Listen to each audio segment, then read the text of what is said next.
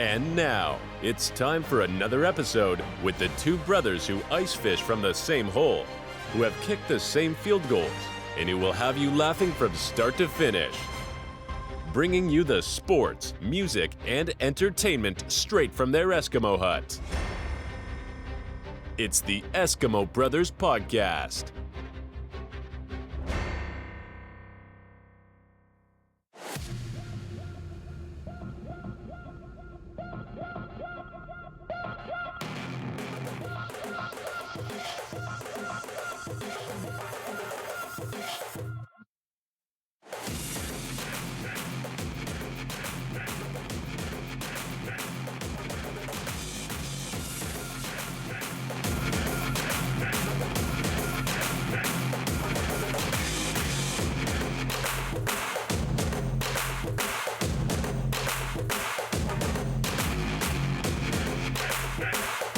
Yeah, man. Yeah. Welcome in, everybody, to the Eskimo Brothers Podcast.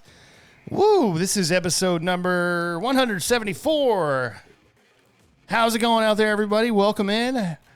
How you doing over there, brother? Doing great. Doing great, bro. It's a lovely Saturday afternoon. Episode. It does not feel like that it's February, so that's nice. Yeah, no shit. It's like 70 degrees over here right now. It's beautiful. I mean, it just doesn't get better than that. We got cold beers. Cold beers are flowing. We've been drinking already. You know, that always turns out good on the old podcast when we've had a few before we hit the record button. I mean, what we do is we lube up on a Saturday afternoon. That's right.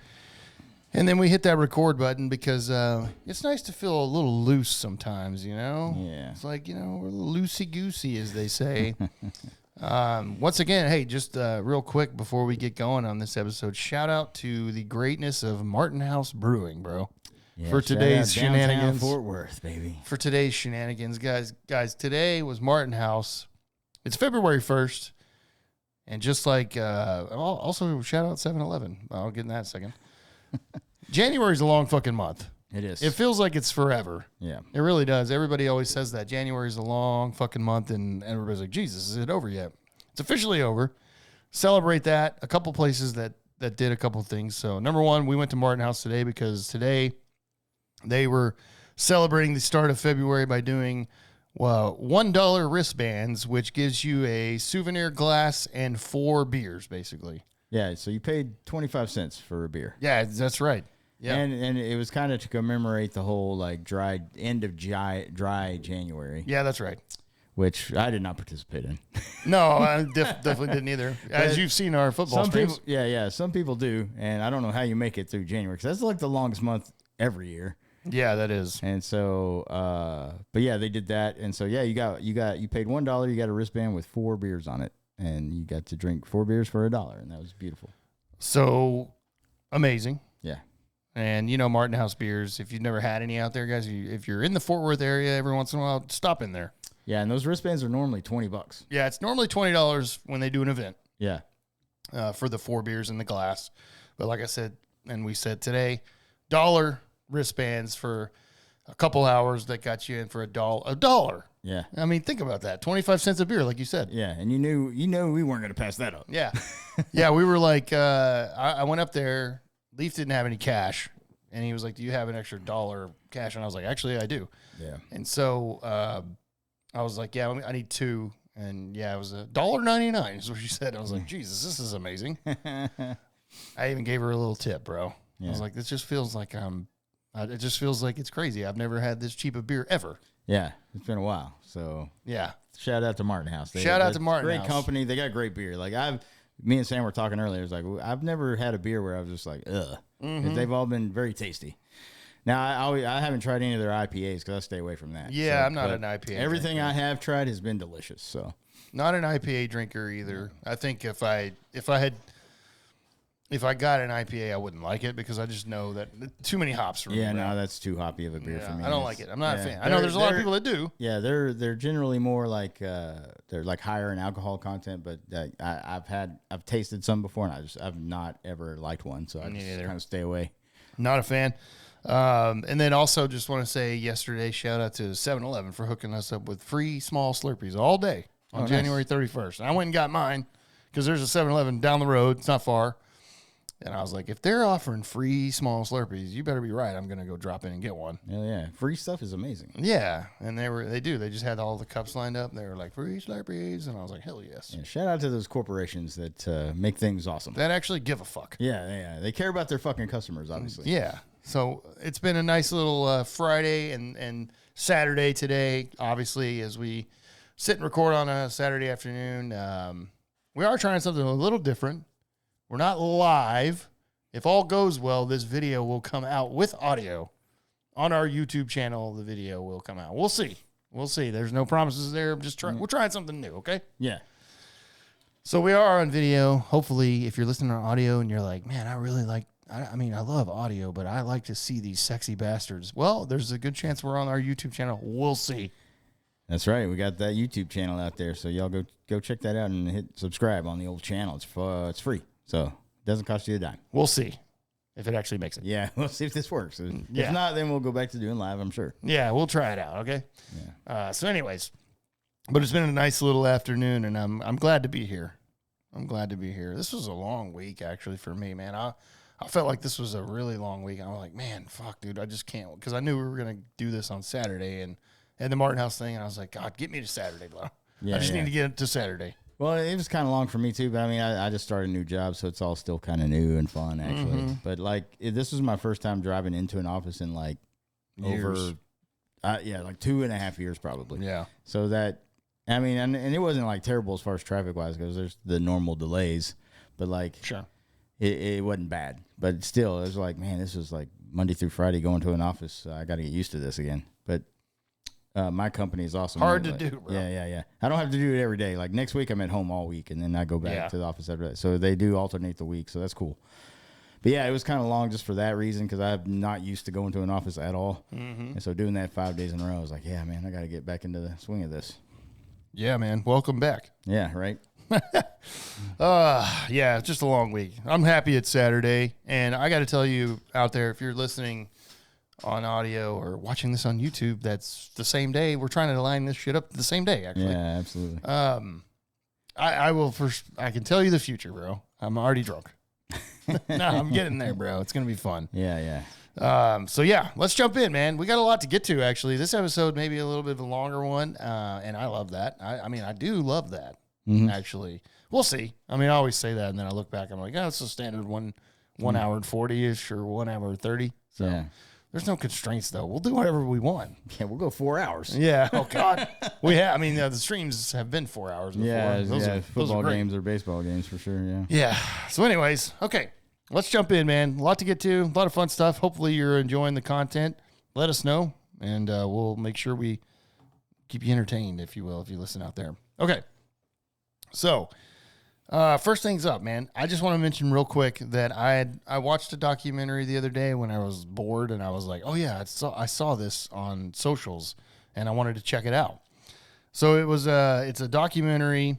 It's a documentary on Tom Green, and if you were around in the late 90s, early 2000s, you probably know who Tom Green is, I hope.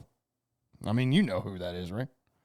Oh, yeah, absolutely, dude. I remember on MTV, like, back in the 90s or whatever, and the Tom Green show started happening. Yeah. I watched all that shit because it was so funny. Yeah, so the documentary, it's actually on Amazon Prime. Okay. So if you have Amazon Prime, like everybody in the world, right, you can watch this. It's included. It's not like you have to pay extra or anything like that. It's included with Amazon Prime. It's called This Is the Tom Green Documentary.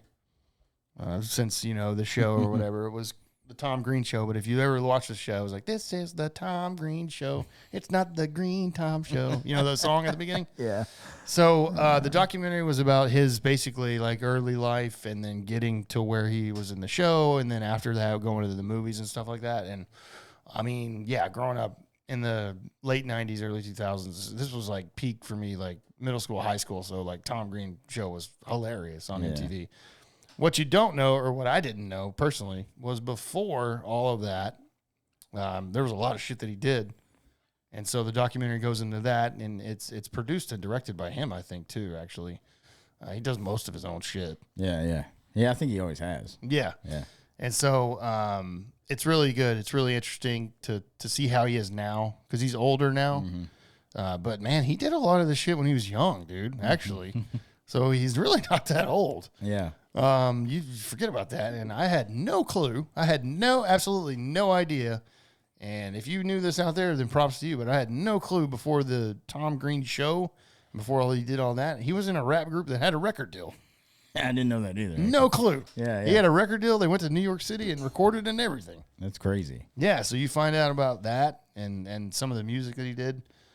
And then just, like, of course, him getting to where he was with the show and everything, and how MTV found it and picked it up and all that. Because he was doing the show a long time before MTV even picked it up. Yeah. So he had that going on, and then, then it goes through his battle with cancer that he had. Yeah. So and he was like, I don't know if they were married, but they were together. The Drew Barrymore. They were married. They were married. Okay. Yeah, he goes through that too. Yeah. It literally goes up till where he's at now, which he sold his house in Hollywood and moved back to Canada, and he lives on a farm. Yeah. Away from like everything. Right. Good call, by the way, by Tom Green, because he was not in the fires recently. Yeah. He's probably just like made the right call there. Yeah. That's smart. Yeah. I mean, it's obviously sucks that people in LA losing their homes and shit, but he I'm sure he sold his house in LA where he was for a lot. So yeah, man, it's a good one. If you've ever watched the Tom Green show or know of Tom Green, like, because of course it goes into the movie, the road trip movie, and then Freddie Got Fingered, which he actually directed that movie too. Yeah. Road Trip was Todd Phillips, I believe. Yeah, I think so. Yeah. So that whole thing, and of course that's his peak, really, whenever he was like, really coming along, and he's done a lot of movies and stuff like that. But yeah, man, it's a good documentary, and it shows like there's of course some emotional parts in there, of course. Yeah. Where I was like, I didn't realize that Tom Green. What you see of Tom Green, we don't know personally, of course, but everybody has a soft side, and you see it in the documentary. It's really good. So. Yeah. That's cool. Battling cancer and stuff like that. The way that he dealt with that, and he filmed that whole thing, if you remember. Yeah, he made, because he was doing the Tom Green show when that went down. Yeah. And he filmed all of it. He filmed all of it. Yeah. He filmed like leading up to the surgery. He filmed the surgery, and they released it and everything. So he did all of that. Yeah. And his parents are in this documentary. They're still alive. Yeah. And he goes through, of course, wreaking havoc on them. By the way, Tom Green was the original Jackass. Yeah. Before it was Jackass. Yeah. And he was the first podcast, actually. Oh, yeah? I mean, yeah, because if you think about it, Tom Green started hosting a live TV show from his house in Hollywood before anything. Yeah. Nobody else was doing it.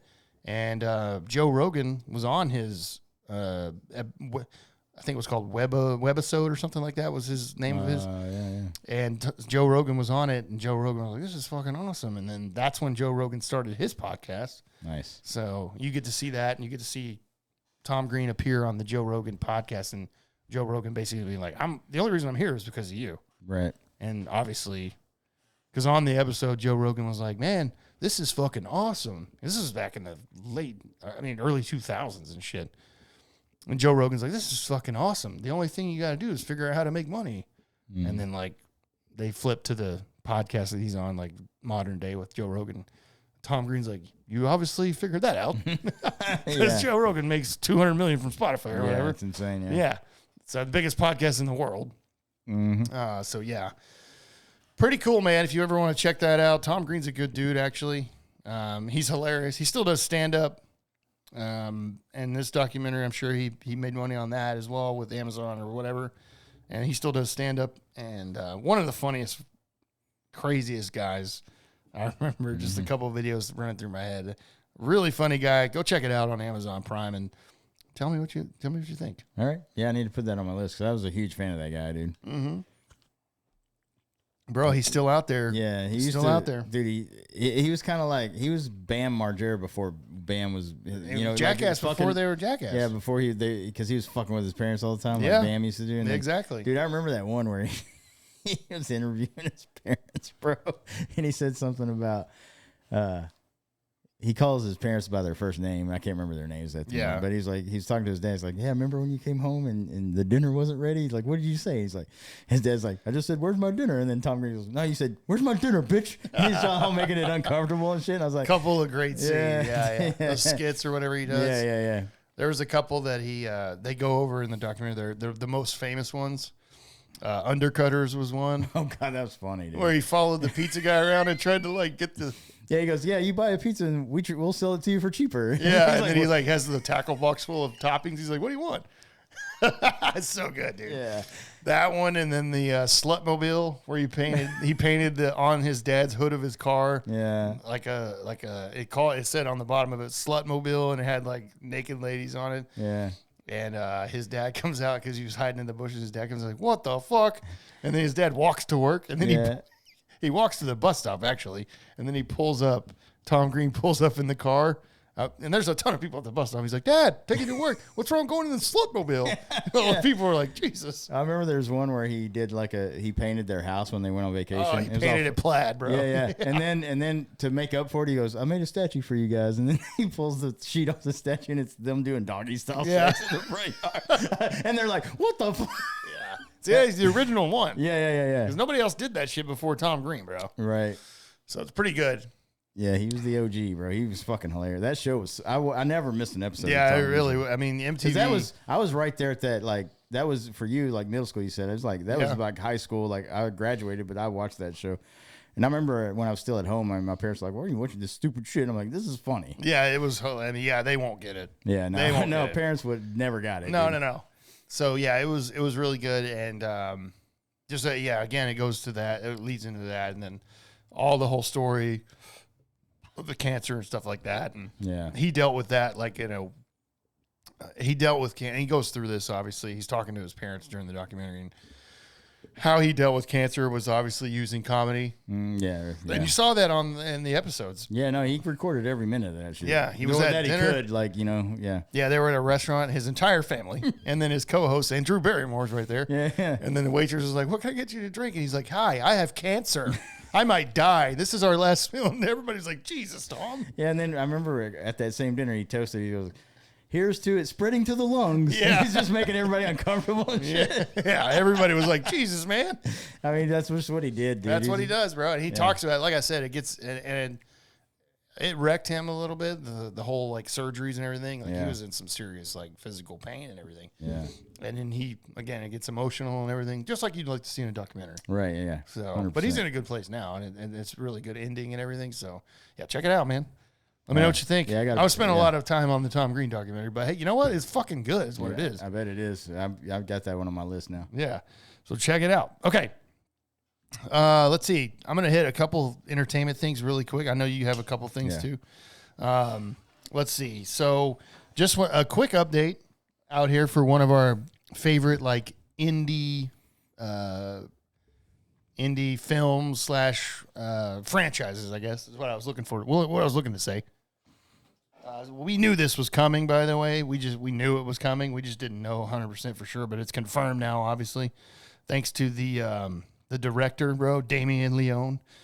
We do have an official confirmation that Terrifier 4 is happening, and it's in the works. He posted a picture on his Instagram with the front title page of the script, Terrifier 4, and he kind of gave a little bit of what this one's going to be about.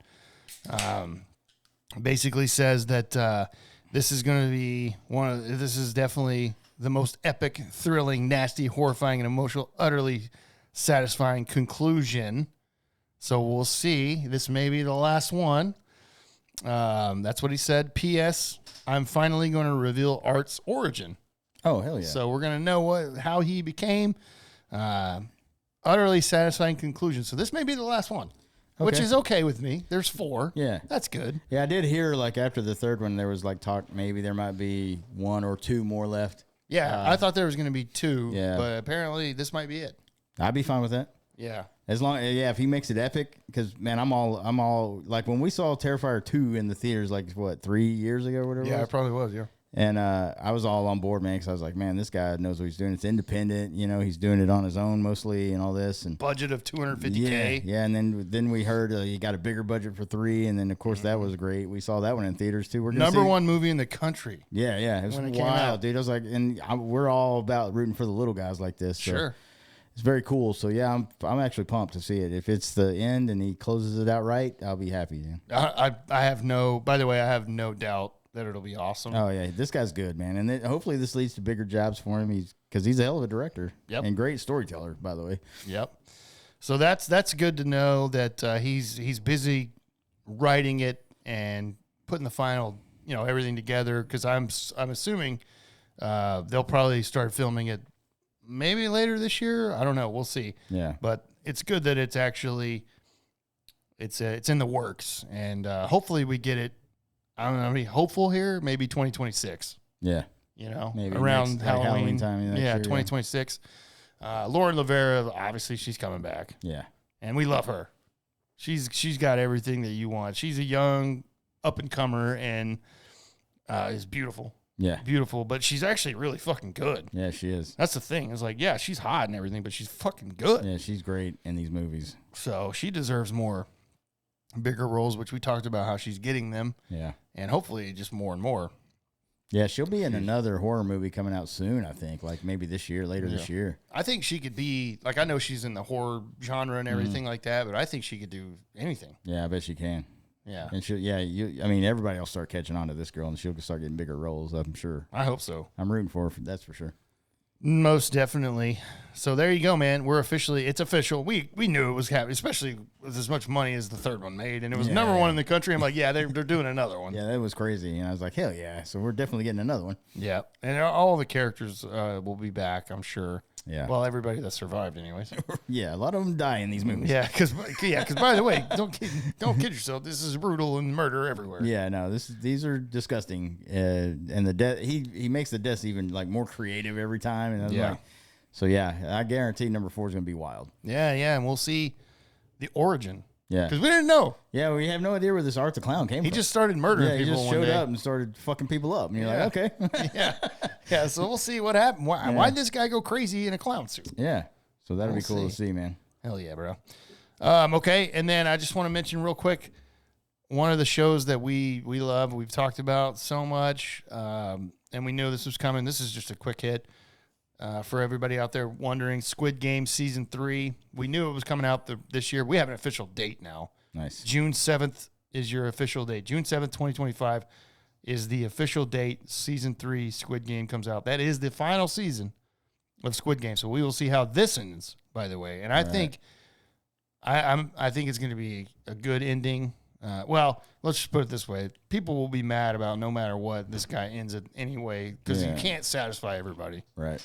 I'm just going to be happy that it's over and the ending or whatever, because a show like this, it's great, but you can't just drag it out for 10 seasons. You know what I mean? Yeah. No, not this type of show. No, yeah, this is one of those short things that only do like you said, 2 or 3 seasons and that's it. Yeah.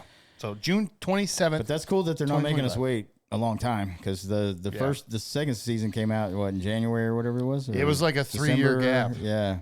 And then between the first and the second season, like a 3-year gap. Yeah, and so then we're like, we got season 2, and then all of a sudden we're like, fuck, man. You run through those because it's on Netflix, so you just binge it, and you're like, fuck. And then this announcement, you're like, oh hell yeah, we don't have to wait that long. Yeah, June 27th. 2025 is the official date that all of the rest of, season 3 is coming out.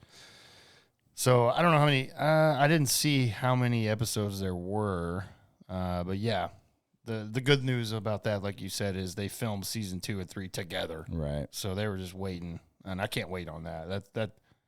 I mean, I love this fucking show, dude. We'll see what Gihan, how it ends with him, bro. Yeah. So yeah. There you go, man. A couple other release dates that you have for some shows as well, I think. Yes. So I don't know if we talked. Well, I know we talked about this season coming out in the 2025. I don't know if we set a release date. Okay. But The Last of Us season 2, we do have actually an episode count too. It's only going to be 7 episodes. Oh, that's fucking But short. I think these are going to be like, it's kind of like Game of Thrones last season. They like kind of made them an hour and a half long and shit. And I think that's what's going to happen here. That makes sense because it's on HBO Max. Yeah. So they can do that. But that, we do have a definite release date there. So, it's, I don't know if it's pinpointed, but it does say that it's going to be either April 13th or April 20th. So in April, we are going to get finally The Last of Us Season 2. Wow, we're going to get that before Squid Game. Yeah. But the HBO does it 1 week. Yeah. You have to watch this weekly. Yeah. So, and that's fine too. Yeah. Sometimes. Well, but, I hate it because we were talking about with some shows it hurts it. It feels like because, for example, House of Dragon Season 2, we thought the 1 a week thing was hurting it because it's like pretty slow sometimes, and you're like, man, this once a week shit's not helping. It needs to be all kind of one of those things where continuation. Yeah. Because of how they did it. But I mean, I'm not against it by any means, but I do like that Netflix shit where they just drop it, bro, and then we just binge it. Right.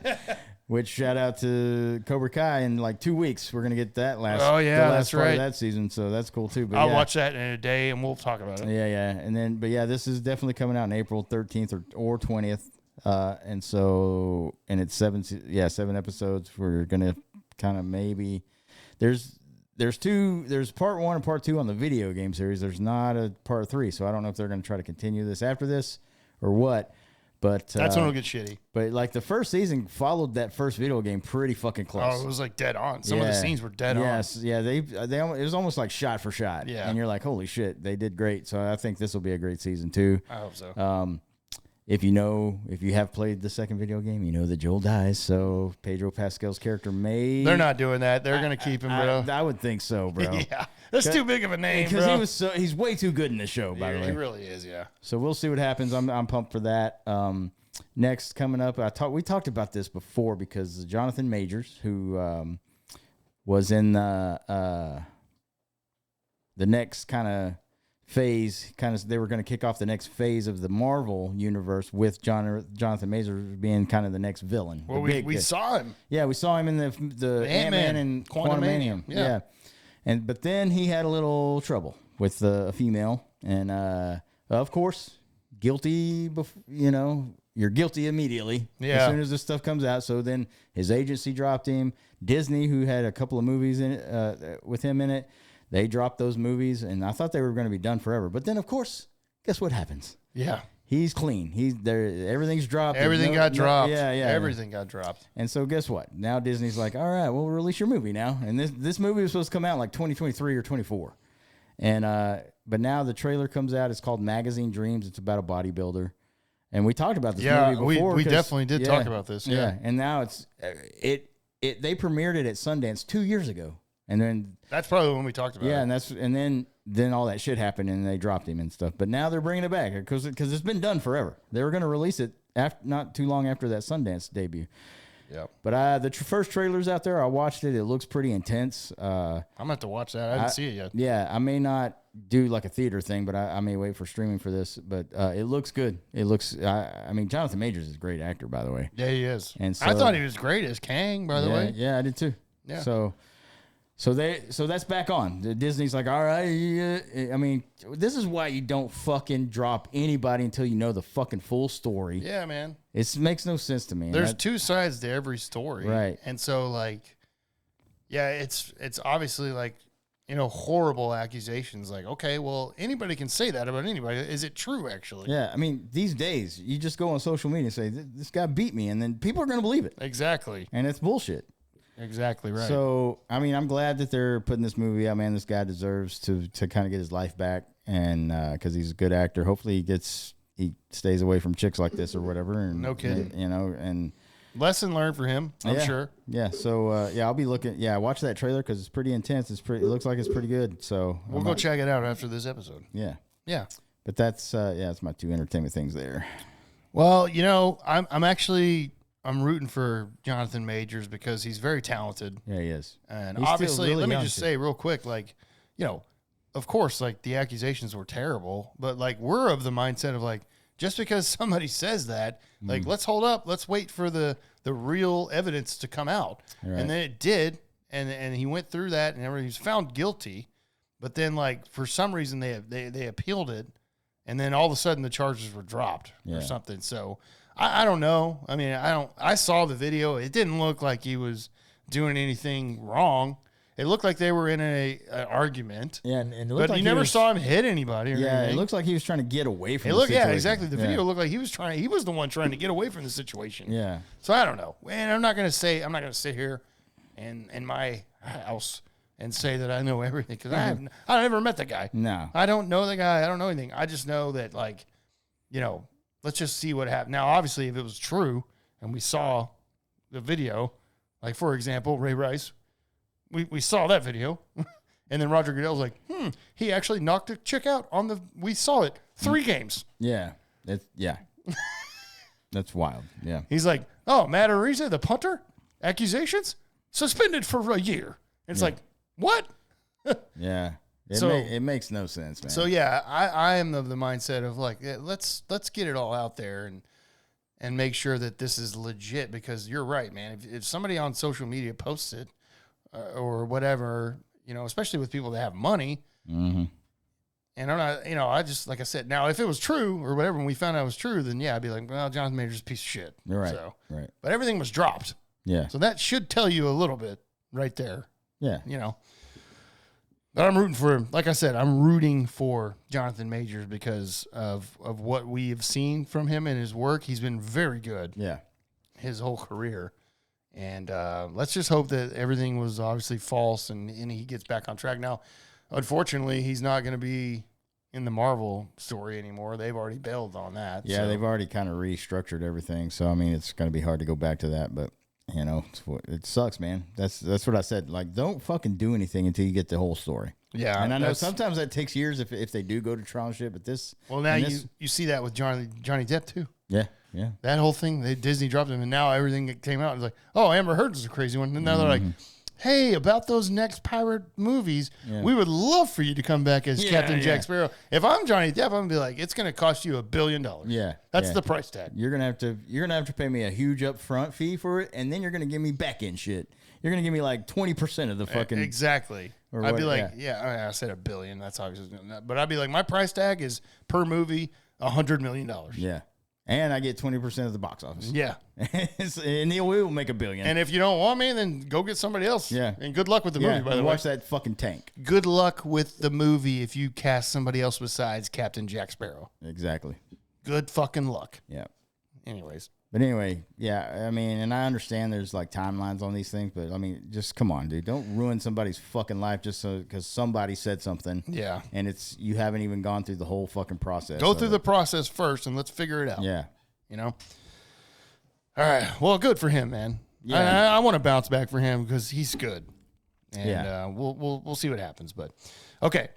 A couple more entertainment things. I mean, this is kind of entertainment city right here, right now, bro, and I love it. I do. I fucking love it. I love talking about the entertainment movie shit just as much as sports. I mean, I love sports. That's why we end it with sports. Right. But the entertainment shit's just as important for us. I love it, dude. We talk about it, bro. That's right. Everybody sits your fat ass down at your TV or your movie theater and watches what we talk about. Yeah, exactly. I'm just saying. Okay, a couple more things. We got a big fucking update here. We've talked about this movie. This is the 7th installment of this franchise, Scream. Oh yeah, Scream 7. Well, we got pretty cool news this past week as well. Matthew Lillard is confirmed. He will be in Scream 7 as Stu Macher. Oh shit! So he survived the first one then? I don't know how. Apparently, the bitch dropped a TV on his head and he looked like he was dead. Yeah. Well, and then he got stabbed so many times. Yeah, he got stabbed. Matthew Lillard's amazing, by the way. Yeah, he is. If you've ever seen the first Scream, you know Matthew Lillard is funny in that movie. He's a funny guy anyways. Right. And he's great in that first one. They were obviously really young. That shit came out in 96. Yeah. Yeah, I was a senior in high school. I saw it in the theaters with my high school girlfriend. Yeah, me and my cousin Hedberg over there, we rented that and watched it, and we were freaking out. We were like, oh, it's so scary. Yeah, I was like, God, I hate this. Yeah. First time you watch it. Yeah. But he was funny in that one. And it looked like at the end of the movie, if you've seen, obviously, spoiler alert, 1996 movie. Yeah, if you haven't seen it yet, too bad, bro. 1996. It's been fucking 28, 30 years almost, guys. Yeah, it's been a long fucking time. So Scream 7 is going to come out. He actually posted on his Instagram about this. He wrote on a notepad. That's all you see is him writing with his hand. Mm-hmm. You don't see his face or anything. It's just his hand writing. My mom and dad are going to be so mad at me because that's a famous line from the first one. It's a funny one. Funny line in the movie. Yeah, right. Towards the end. And, confirmed. So I guess we'll find out how he survived because in the end of the movie, she drops a TV on his head and he looks like he gets electrocuted and he's dead. Yeah. So I don't know what the fuck, how they're going to pull this off. I don't know. But I haven't seen any of the Scream movies since maybe 3. I've watched all of them. Yeah. I've watched all of them. Maybe I need to go through that. Including the last one, there was not in Woodsboro anymore. We're in New York City. Oh, yeah, with Jenna Ortega or whatever. Yeah. I haven't seen that one. Maybe I'll do It's not horrible. I'll take a weekend and go through them. Because that's what I did with Fast and Furious, because I only saw a couple of them. And then I went through the ones, but when they started getting fucking ridiculous, all right. Yeah, I know, I hear you. But I believe that Neve Campbell will be in this as well. Yeah, I heard she's coming back too. So we'll have a little bit of a reunion here. So yeah, man.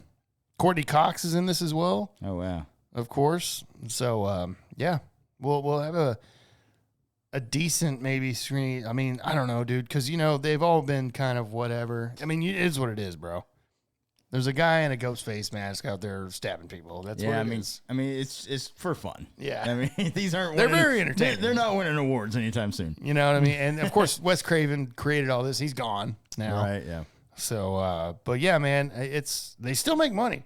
I mean, they still make money in theaters. Yeah, they do. So that's why they keep making them. Obviously, like I say, they are a good time. Those kind of movies are a good time just to go and hang out. It's just bullshit, but it's get some laughs and get scared a little bit. So. Yep. I mean, look.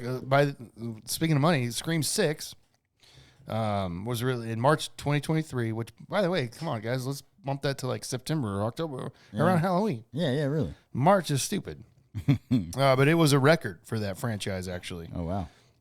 So 108 million in the box office, 169 million worldwide, which may not seem like a lot of money, but I'm sure that made money. Well, for that kind of movie, that's a ton of fucking money. Yeah, exactly. Yeah. Overall, though, the entire franchise has earned more than 900 million worldwide box office. So yeah, that's solid.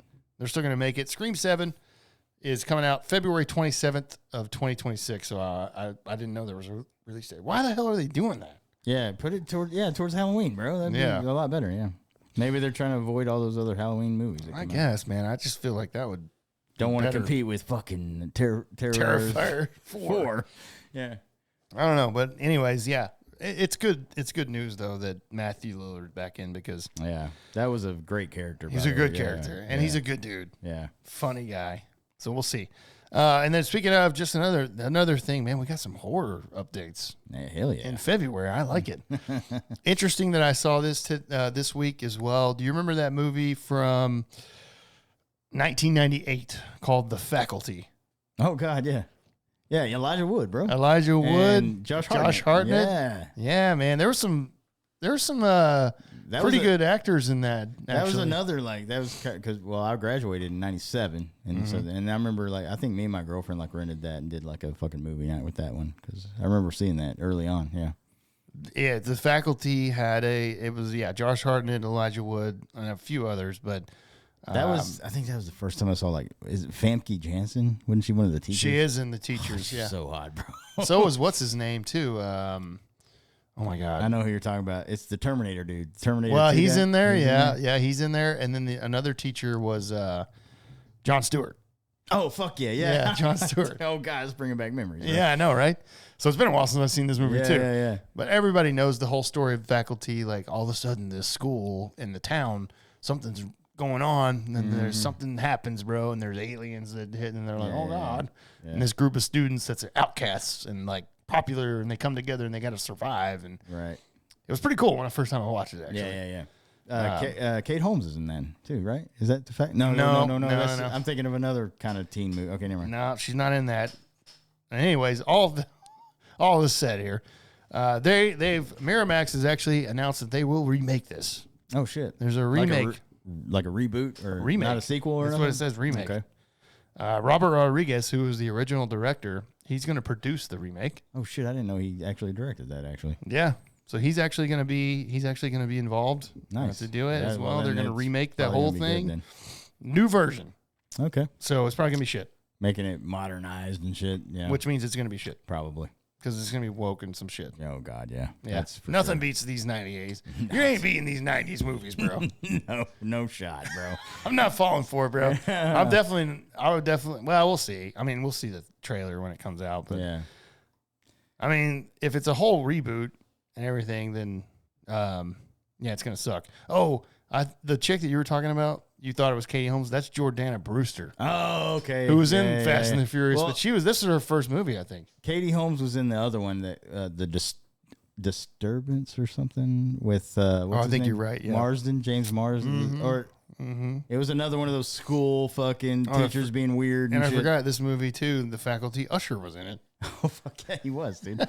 Good Lord, there's so many people. Yeah, there's some bangers, bro. $63 million gross, by the way, when it came out. Yeah.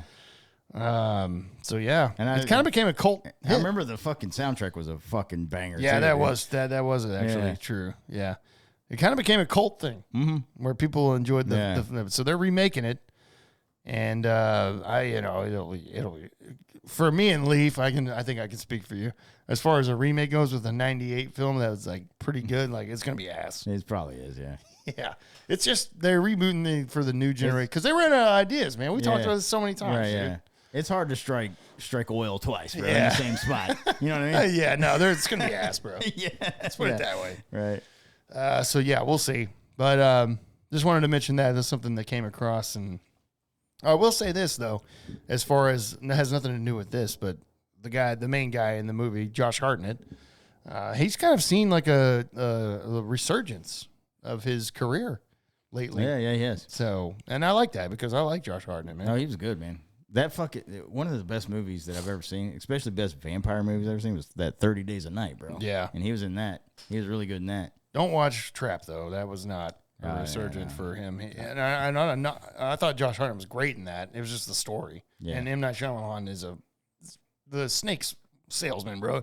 He's like, this is going to be amazing. I'm like, all right, M. Night, I'll give you one more chance. And then I'll tell you, man, because that fucking trailer, man. It made it look interesting. Yeah, that's what I'm saying. And then you went and saw it, and then you told me, yeah, don't waste your time. Don't waste your time on M. Night Shyamalan ever again, dude. Bro, man, he had so many bangers, dude. And then he just got worse and worse with every movie. I'm like, what are you doing, bro? You're supposed to be making good shit. No, he's running out of ideas, too, I guess. It was like I said, for that movie Trap, it was basically like, yeah, I made a movie, then maybe they'll like it, but it's actually a concert for my daughter. Yeah, that's pretty lame. I was like, fuck. I don't like when you use your platform to promote your daughter's shit. Yeah. But I mean, whatever. I mean, if she's good, I get it, but I've never heard of her. So you'll never will, except for if you watch Trap. Right. Yeah. So anyways, but yeah, that's pretty, I mean, it's whatever. They're always going to remake movies that we grew up with. Yeah, it's just like our parents. Well, like, they remade that. Yeah, Hollywood rarely has original ideas nowadays, so it's like you have to kind of rely on this stuff. But I mean, there's dudes out there doing it though. Like Christopher Nolan never remakes anything; he does his own thing. He's coming out. They're starting to film his new film this month, actually. Yeah, I saw that. And I'm the like, Odyssey. I'll watch anything that guy does. Oh my god, dude! Like everything that guy does. I've thought about that too. When you watch the movies, and I mean, I'm pretty sure all of this stuff is original, right? Yeah, no, except for the Batman trilogy. Yeah, well, he wrote all those scripts, and so it's all true. And he writes all his scripts. He writes, he directs, and produces everything. Like he does it all of it. I remember after watching Interstellar. No, Interstellar. I mean, that's an amazing movie. Inception.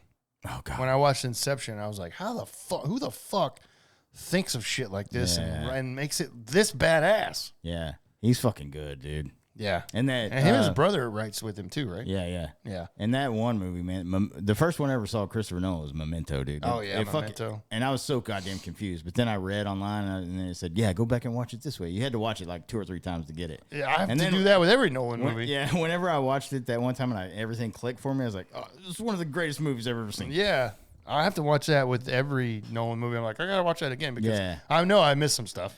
And the Prestige, god damn. Oh god, dude, he just has nothing but bangers, bro. The Prestige is one of the best movies, bro. Because I did not see the twist at the end of that one. I didn't either. That's what I love about that. I was like, what the fuck? Yeah, and it just what the fuck? It blows your fucking mind, dude. You're like, holy shit. Scarlett Johansson was in that too, bro. Oh man. Yeah, man, so good, dude. Oh yeah, he's got some bangers, like you said. Yeah. And also, did you know that in Interstellar, the water planet was actually filmed on Earth? I know, it's fucking wild, bro. If you've ever seen Maybe it. because the travel time was too far. Yeah. Fucking 7 years per hour on that planet, bro. Yeah. God damn it. I got to fire that up again because it's been a while since I've seen That's that on show. Netflix right now. Interstellar's on shit. Netflix. Okay. I'm going to be hungover tomorrow watching Interstellar, guys. Dude, it's so good. I can see it in my future. Yeah. See what's going to happen. Matthew McConaughey's great in that too, dude, bro. yeah. I mean, everybody's obviously great. Jessica Chastain. And I recently watched, because it's on Netflix too, I watched Dallas Buyers Club, bro. also Fucking- a banger. Fucking amazing. You can't go wrong with Dallas Buyers Club because of McConaughey and Jared Leto. Doing good. dude. God damn, dude. I was like, because I hadn't seen it since it like came out. Oh, wow. I think, or like when it first came to like streaming or whatever. Yeah. No, I mean, it's been a long time. But I was looking through Netflix, of course, bored, and I'm like, what do I want to watch? And I saw Dallas Buyers Club, like, so it's up there, and I was like, God damn, it's so good, dude. Yeah, Every minute of that movie is fucking brilliant. That's a true story, too. Yeah, yeah. What's crazy about it. Yeah, that's a great one. All right, so there you go, man. There you go. There's some entertainment news for you out there, everybody. I know it's been a while. Yeah. I mean, it's been a while. I think this episode is going to be a long one. I love it. Might be. We do have an RIP segment this week, brother. Unfortunately, we got to get to we that do. real quick. Starting to happen more often now, which sucks, but Yeah, and unfortunate that it does happen. So I got 3, actually, for our RIP segment this week, unfortunately. RIP, Miss Marianne Faithfull, who is an English singer and actress out there. Marianne Faithfull, really the only thing, I know she's been around forever yeah. as a singer and an actress. But She wasn't like a massive superstar. I mean, she had a really good career as far as overseas type career. Mm-hmm. But yeah. She was old the first time I ever met her. And the only time, the one thing that I know Marianne Faithfull from, and I think everybody that listens to us out there probably know, is she recorded vocals with Metallica for The Memory Remains. That's the old lady, like, that's Marianne Faithfull. And but she did way more than just that. Yeah, right. That's just how I met her and know her from. Yeah. And they had her when Metallica did their 30th anniversary shows in San Francisco. Marianne Faithfull was actually there and did that part on stage with them. So that's pretty cool. Yeah. And yeah, man, she had a long career though. She was she like I did. said, way more than that. Yeah, she had like probably like her biggest music thing other than the Metallica stuff, but like she was nominated for a Grammy back in like 1981. Best female rock vocal performance is what she was nominated for. And then she was an actress too, and she was European Film Award. She was in 2007, so not super long ago, but she was nominated for best actress there. But yeah, she's one of those people that just kind of maybe in the background, like she wasn't in the forefront or in the spotlight, but she had a very long, successful career though for what she did. So a ton of albums. She released so many albums. She started in 1965, her first release, and then her last one was in 2021, actually. So Yeah, wow. so she was active for a long time. Yeah, really. And then if you look at her filmography, it's fucking long as shit too. So she's done all kinds of stuff. Done a lot of stuff. Legend Yeah. over there, and she had some health issues, obviously. And so the only thing I didn't look up the cause of death. She was age 78, so again, just pretty old with a couple of issues, and it's sad, of course. Yeah. Seeing that, of course, and of course Metallica. Like I saw Lars give a huge tribute to her with pictures and everything from their like recording of The Memory Remains, and then the 30th anniversary shows where she came out. And I unfortunately was not at the 30th anniversary. I did not see her in person, but that would have been cool as fuck to see. Because she's in the video too, the Memory Remains Metallica video. Right. Yeah. That's just how I know her. I know she did a lot more stuff. So, Yeah. anyways, that's obviously super sad to see Marianne Faithfull pass away. So, Yeah. R.I.P. R.I.P. And unfortunately, got another one here. R.I.P. Mr. John Irwin. And you're probably like, who in the hell is that, bro? This is the voice actor that was best known for voicing He-Man. Oh shit. Yeah. So what we grew up with, bro. Yeah, I didn't hear about this guy. Yep. And so he was the voice of He-Man in the production He-Man and the Masters of the Universe. Nice. So that's the voice actor. That's what he did, basically. John God, I Irwin. watched that animated 80s cartoon. I never missed it. I came home from school, and it came on at like 4 p.m., and I watched every fucking episode. Yeah. He actually passed away on or around December 20th of 2024 at the age of 88. However, we didn't know this until yesterday. Yeah. So they didn't announce it till yesterday. They do that a lot, man. Yeah. Sometimes. I mean, sometimes, but yeah. So he was basically, like I said, best known for the voicing. That's all he did. Yeah. Matter of fact, in 1989, if you ever watched Back to the Future Part 2, I think we all have, Banger. the radio sports caster, that's his voice. Oh, nice. And so, yeah, man, he did a lot of voice work. If you go through his like film and television shit, you're like, Jesus. Nice. I mean, he did 130 episodes of He-Man, Yeah. of course. Yeah, that was a banger. He was He-Man and Prince Adam, of course. Oh, hell yeah. I mean, that's the alter ego. Yeah. So, yeah, man, he did all that shit. And, yeah, it's kind of that's a childhood thing for us, bro. Yeah. Yeah, man, that's crazy, dude. I did not know that this guy passed away. I didn't see that. And yeah, like I said, man, He-Man and Master of the Universe, I watched every episode. Yeah, as a kid. Of course. Like I watched them all. And I know. I hope they don't fuck up that live action version. Yeah, of it. we'll see about that. But we'll see. But man, R.I.P., bro, another childhood guy. Gone. R.I.P., man. Fucking hell. And I got another big one here for sports fans out there that anytime that you've listened to this guy's voice, you know exactly who it is. But R.I.P. Mr. Bill Weber, who was a massive sports announcer. And I'll play you some audio right here because the only thing because you're like, who the fuck is Bill Weber or whatever. But let me play you this little this audio here and tell me if you remember this guy's voice, okay? Next Sunday, NASCAR on TNT heads to Sonoma, begins at 3:30 p.m. Eastern Time with NASCAR Live, then the countdown to green. Head to NASCAR.com right now for NASCAR on TNT post-race show interviews, analysis, more live now on NASCAR.com. For all the people around the track and in the truck, thanks for having us in for the race. See you in Sonoma.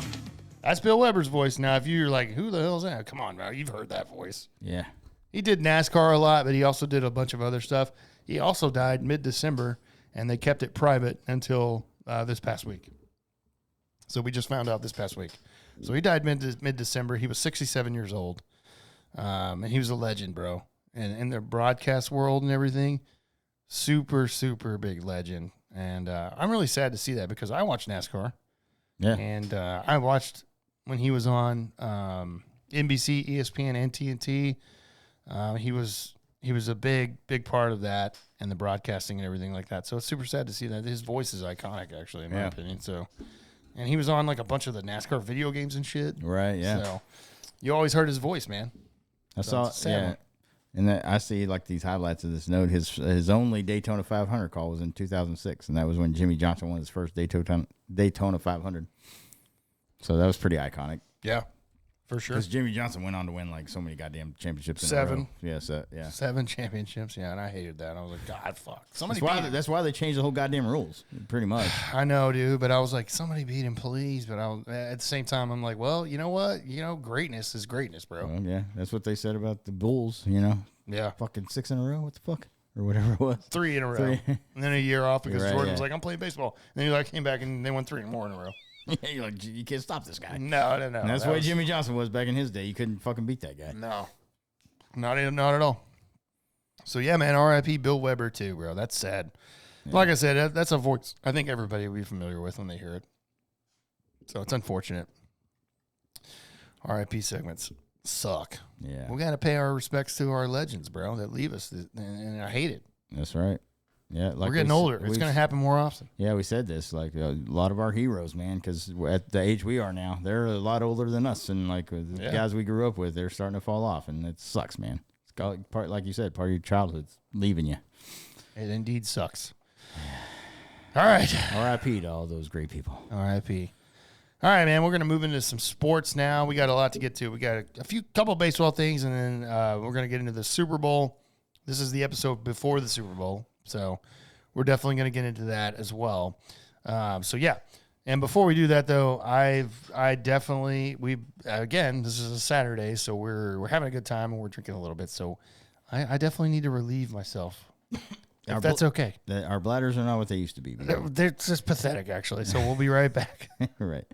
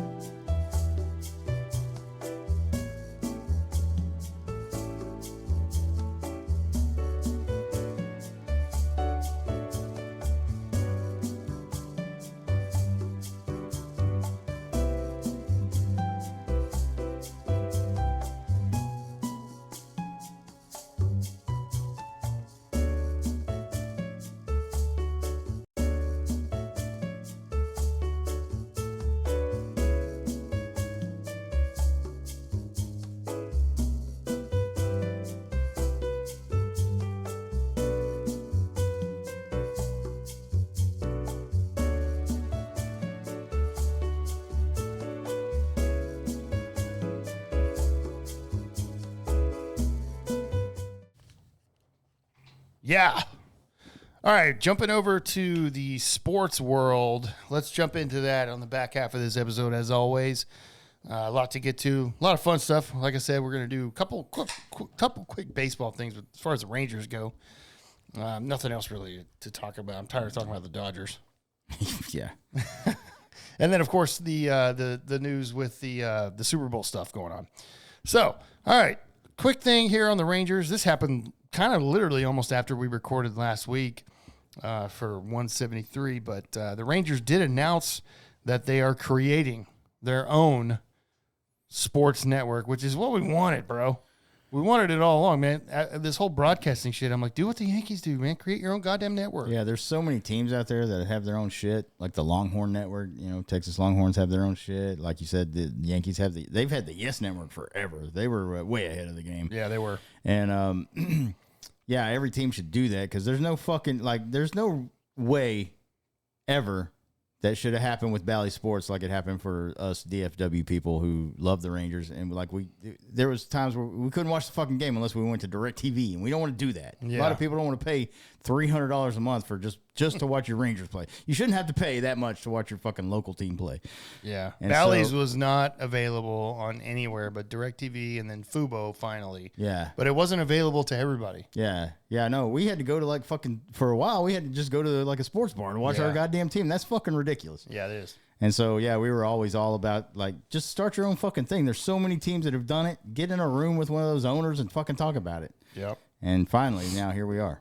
Yeah. So this is good. This is this is on the heels of them announcing that, hey, by the way, we're going to be on Victory Plus, the streaming service. It's going to cost you $100 for a full season of Ranger games. You're going to get 150 games is what I saw on Victory Plus. If you pay $100, you get 150 games. Yeah, because the other 12 are nationally televised. Yeah, right. Yeah. Or Apple TV shit, because MLB does that too. Yeah, it's getting ridiculous. So 12, yeah, exactly. So 12 of those games is what that is. And you know what? That's a fucking deal. 150 games for $100. That's less than $1 a game. Yeah. That's a deal. Well, I mean, if you think about it, if you pay like for DirecTV or whatever when you had to, that's $200 a month or whatever to get. Oh yeah, it's over $100 easily. And that's a month though. Like this is just one straight up $99, and you get 150 games. I'll take that all fucking day. Yeah. And that's just an option that they did. But then this came out that hey, by the way, not only are we doing Victory Plus, we formed our own network, Ranger Sports Network is what it's called. Mm-hmm. And you're going to be able to watch Ranger Sports Network out there on DirecTV, DirecTV Stream, AT&T Uverse, and Spectrum, and some more that are finalizing deals. So maybe if you're out there thinking like, oh, fuck, I have YouTube TV or Fubo, that may come. Yeah. That may come. This is just another thing that they're releasing. And this is a W, by the way, because now you have multiple options to watch the fucking team. And that's all we ask for, man. Like, don't give us one fucking option and then make us pay so much money a month to watch it. That was so... Bally's was the dumbest thing. And every Friday home game for the Rangers is on local channel 33. Nice. That's what it used to be. Yeah. It used to be TXA 21 or whatever, but now it's on 33 every Friday home game. Nice. So that's a freebie. And I know people are out there like, well, the fucking Stars are free and the Mavs are free. Look, baseball's a whole different animal than those two. First of all, there's double the games. Right. And the payrolls are way more. Right. It's just a different thing. And it's a different animal. By the way, what I'm personally going to do, I'm going the Victory Plus route. I'm paying the $100 for 150 games, and I'm just doing that. Yeah, if I just pay one flat fee and it's not a monthly fee, if it's once a year, I'll fucking pay that. And I get 150 games. Yeah. And I'll go 12 games. I go to a fucking sports bar for 12 games. Yeah, that's not a problem, dude. Yeah. And there are obviously some games I'll be like, well, I just may miss it or whatever. But you can't watch 162 games. We're too busy for that shit. But like, I don't know, man. I was close one year. Yeah, I mean, but I won't because there's day games and you're like at work and shit. But I've always like when I worked from home, I always pulled up the little StatCast thing and watched it that way. Yeah. But like, I mean, but $99 for 150 games, that's the best deal I've seen in a while. Yeah, I'll take it all day long. Yeah. That's my route that I'm going to do. Yeah. I'm going to pay $100 and just do the Victory Plus thing. Yeah. And because I'm not getting DirecTV Stream, Uverse or Spectrum. I was waiting on this announcement from the Rangers so I have Fubo right now. I was waiting on this announcement to be like, I'm done. Yeah. Because what I'm going to do now that this happened, I hung an antenna up in my attic when I first moved into this house, and I was going to do that for local channels, but there's something going on with that because I remember Fox was not coming in like the way it's supposed to. So I think I pointed it the wrong way. Fuck you guys. So I'm going to fix that, and I'm going to run coax cable. It's already ran into my living room. I'm going to run coax cable in here so I can have these TVs on so we can do our local shit and streams and stuff. And then I'm cutting Fubo out. That saves me over $100 a month. Yeah, that's one of those things that keeps going up all the time. It just went up again. Yeah, I know. I'm like, man, y'all are fucking dicks, bro. Y'all's first thing, like when y'all first started, was like, oh, yeah, cut the whole cable cord. It's not going to cost that much. It was like $50, $60 when I started. And now you're just as much as goddamn DirecTV, all those satellite places. I'm like, get fucked, dude. Y'all fucked us. Yeah. So this is all I was waiting on. Yeah. Because I don't really, I have Fubo, yes. But man... Dude, it literally is too expensive, and I don't even watch anything outside of sports. I just don't watch. Yeah. I don't care about ESPN. I don't care about like those shows. You can get all that shit online. Yeah, exactly. Yeah. So I'm not doing it. And as long as I can watch my local teams, that's all I want. Yeah, that's it. Yeah. So, and then I'll figure out my local channels. That's huge because that's football and like NASCAR. Well, that's the other thing too. And I was thinking about that actually. NASCAR. Yeah. I was like, fuck, those are like. Some of those, like, back half of the season are like USA. And I'm like, might have to bite the bullet and pay for that. I got this thing. I was going to tell you about it. You didn't tell me about that. Yeah, it's like $30 a month. And, we'll talk about that off. And it's completely legal. Yeah, it is. 100%. But yeah, this is good. Here's the W for the Rangers, bro. Just giving us multiple options. So no matter what you have the ability to go out and watch these games. It wasn't like you said, just one. You got to have this, and you can't watch it other. Yeah, that's bullshit. Yeah, to say, well, all you just have to buy DirecTV, and I'm like, I'm not doing that. And that wasn't the Rangers' fault. They were stuck in that contract. Yeah, and you got to wait for a motherfucker to come to your house and put up a satellite, and I'm like, fuck this, bro. Yeah, and they were stuck in that contract. I know they weren't happy about that either. No. That's why Bally Sports failed. Well, they suck. What happened? I guess Fox Sports sold it to them. Yeah, and then they sold that contract, and I guess Rangers couldn't get out of it or whatever. They should have. There should have been like a thing, like if you sell the company, we can bail out. But I don't know the whole works behind it. Well, lessons learned, bro, and start your own network so you have control over that. Yeah, and this is great. So I guarantee this will only get better too. Like they'll probably add more fucking things for you to get there and all that. But I'm happy with it, man. This is great news, by the way. 100%. And like the Victory Plus thing makes me super happy because like I was looking at it and I'm like, I know a lot of people are against it, saying, "Oh, we got to pay this much to what?" But it's cheaper than doing it monthly on DirecTV. Yeah, I mean, you're going to pay $100 a year and you get 150 games. That's cheaper than what you've been paying. It's less than $1 a game. It's like 60 cents a game. Yeah, and I'm going to do that all day. Yeah. All day. Yeah, it's worth it all day. That's what I'm going to do. I'm going to pay $100 for Victory Plus. I already watched the Stars on Victory Plus. It's great. Yeah. There's no issues. I watched last night. Yeah, I watched the Vancouver game last night. And I never had a problem. And I don't have like crazy super fast internet. I mean, it worked fine for me. Yeah. So. Yeah, same, dude. So that's what, definitely for 2025 season for the Rangers, I'm doing Victory Plus all day long. The only reason I bring this up and we talk about this is because the last year or two, we've talked about the Rangers. We've bitched about the TV situation. Yeah. Yeah, it's been bad. Yeah, because it's been ass. Yeah, the Bally Sports thing was a fucking nightmare, dude. Yeah, and like I said, it wasn't the Rangers' fault. They were stuck in that contract. They were getting a lot of money from that, but then the Diamond Sports went bankrupt, and Rangers got a little bit of money last year, but they had to take like a discount or whatever. Yeah, because they couldn't pay all the teams that they couldn't pay. I was like, what the fuck? Who's running this company? Yeah, exactly. It was running to the ground. Yeah. So yeah, there you go, man. There's some good news out there for us Rangers fans. We're gonna be able to watch. You're gonna be able to watch the team no matter what you have. You have multiple options to decide what works best for you. That's what it is. Yeah, you have options, actually, more than just one. Yeah, exactly. So like, well, man, my only option is I gotta get a fucking satellite dish on my. And maybe people don't want that. Yeah, I don't. Because to make DirecTV fucking makes you. Well, I don't know if it's the same anymore, but when I did DirecTV.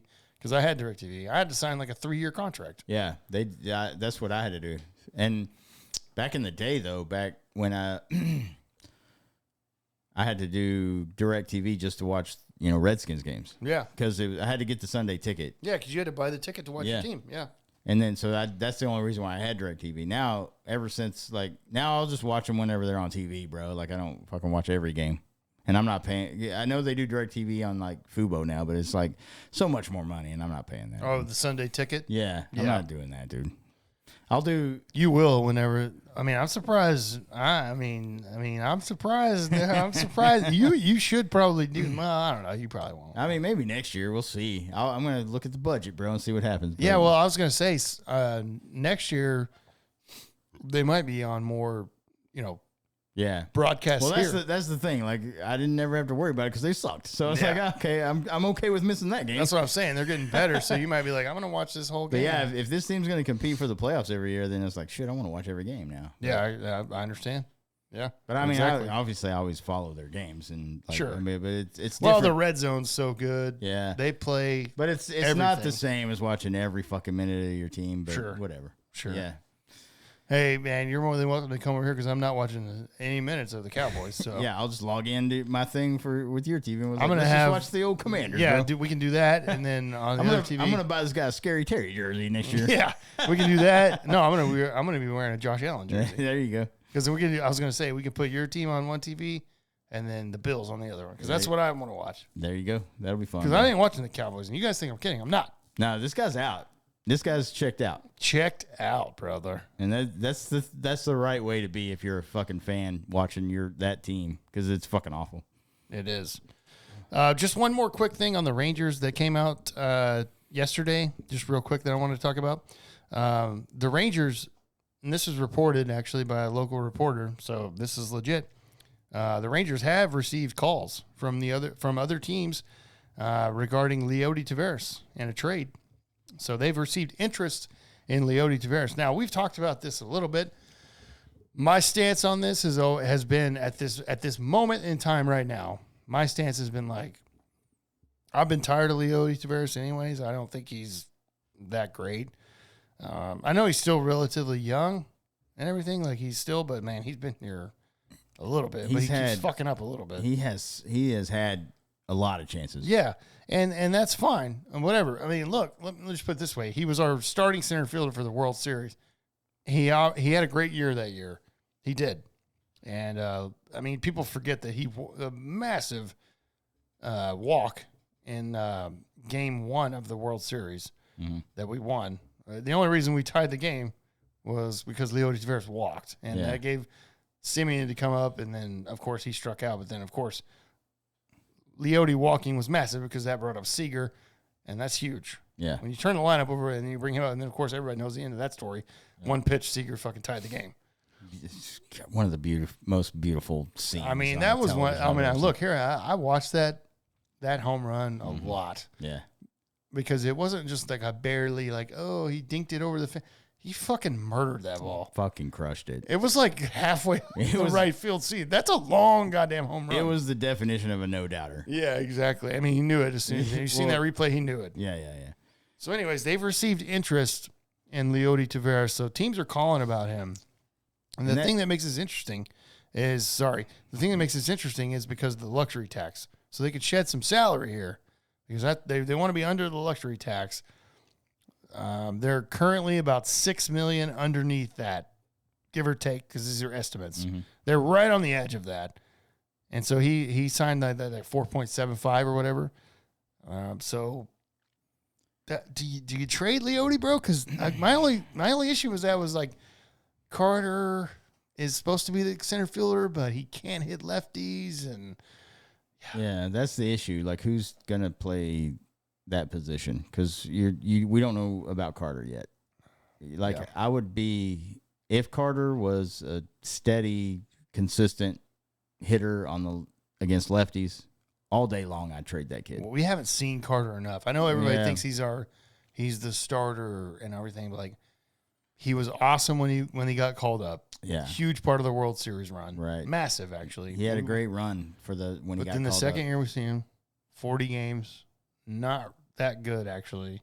And a back injury took him out for the whole season, pretty much the whole season. So that's scary. Yeah, it is. At 21 for a guy who's super young like that to have a back thing that took him out for that long, and then like you said, surgery. Yeah, and then, I mean, he just never has hit lefty guys. No. So you can't be an everyday player if your left-handed hitting average is like below fucking 100. Oh, it's bad. It's so bad. It's really bad.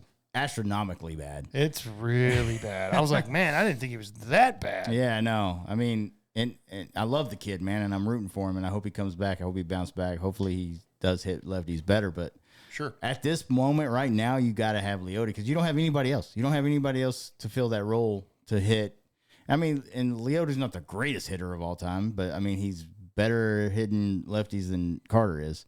And this is what your options are right now. Yeah, and he's not amazing at that, but like you said, he's better than that. And because here's the thing, this is what you could do. Yeah. If they traded Leody, right, you could move Wyatt Langford to center. Yeah, that's true. And then Carter could play out in left, and then so could Josh Smith. Yeah. And Duran.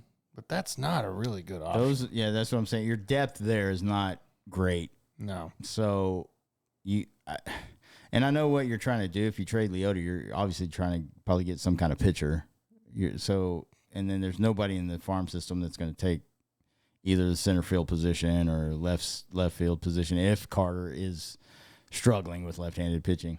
I haven't seen anything close to that. No, I mean, he's going to have to make a huge leap to be like, just my opinion. And I'm rooting for him. I don't like this. I mean, I hope. I have an Evan Carter jersey. Yeah. Yeah, because, I mean, when he got called up, man, we thought, oh, this is our guy, bro. But then, at the start of the very next year before he got hurt, but he was just so bad against lefties. He was. I was like, you're a professional baseball player. Are you this bad?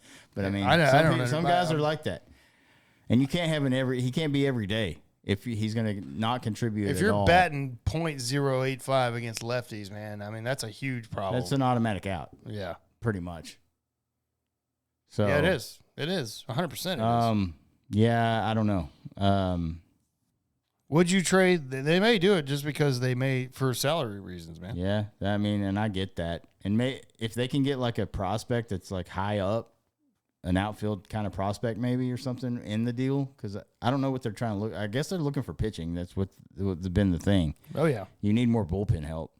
So, but if you can throw in, if they can if Chris Young can work a deal where you throw in like a prospect outfielder or something, that might, I mean, Tavares is naturally a left-handed hitter. He's switch, right? Or no, he's a switch hitter, yes. Yeah. But he hits better from the left side. right, yeah. But, the thing with Tavares that pissed me off most of the time was his defensive work. Yeah, he's not he's kind of a liability. He out there. made some ass fucking plays, and Carter's an actual natural center fielder. Yeah.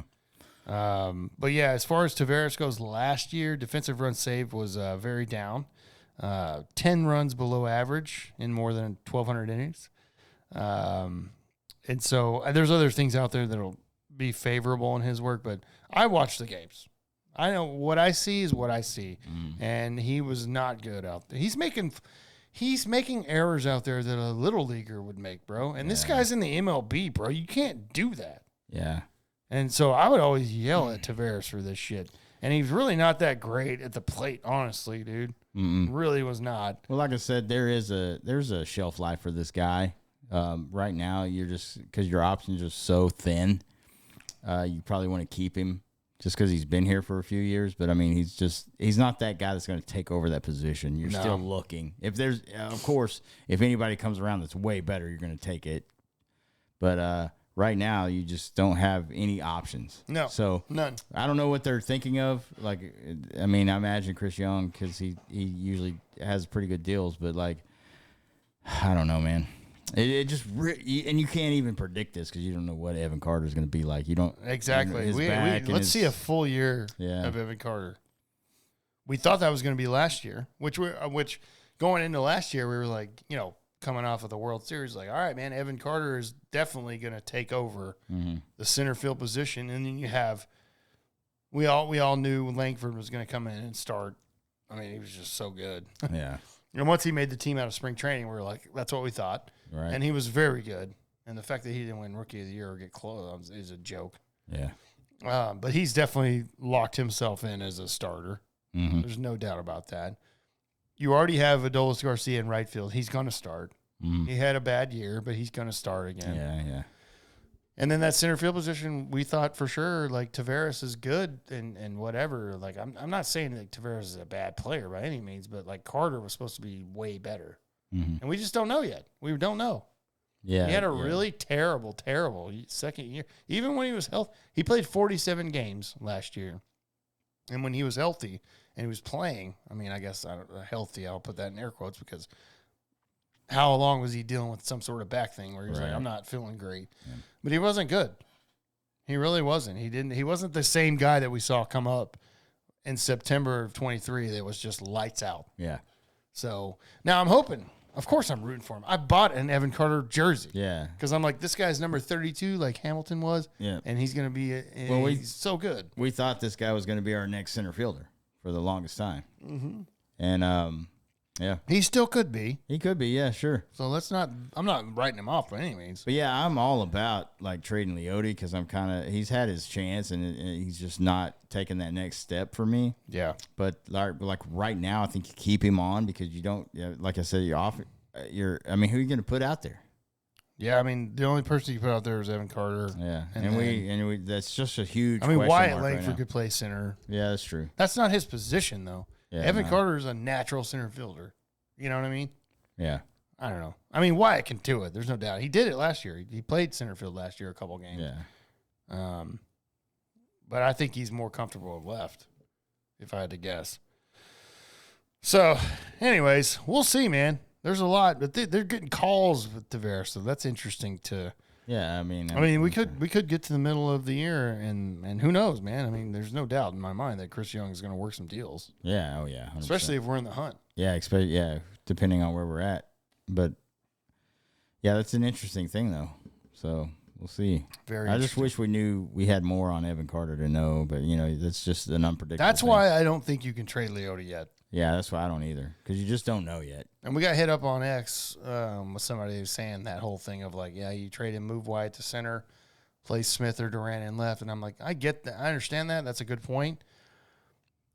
But Josh Smith is going to play the infield more than anything probably, and Durant is. I'm kind of done with him actually too. Yeah, unless he just has some sort of breakout type of thing. But yeah, we've seen it. I've seen. I mean, he got sent to AAA last year, so yeah.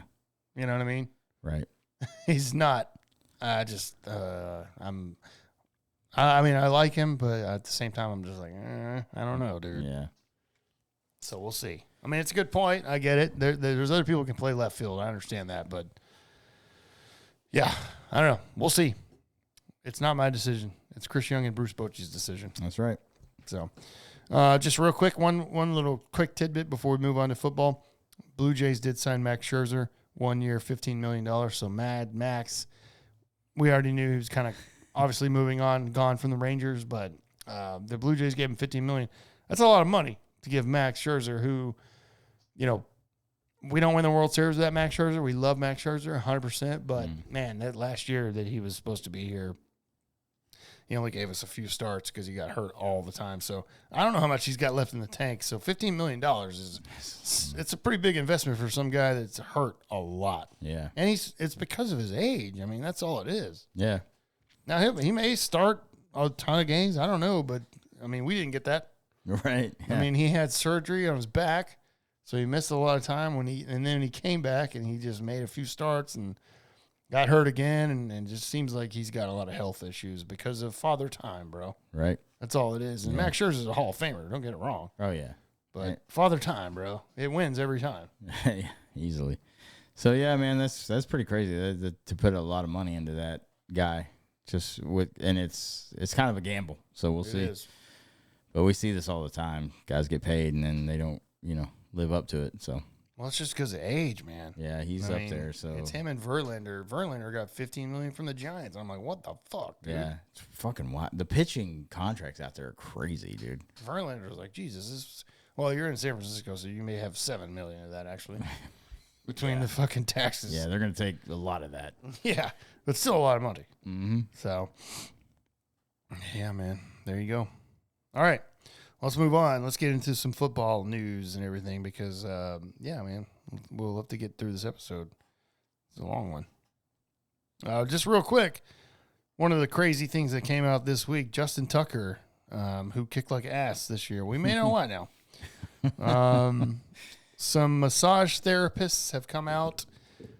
Again, they've come out, allegations, not saying this is true. We don't know. Yeah.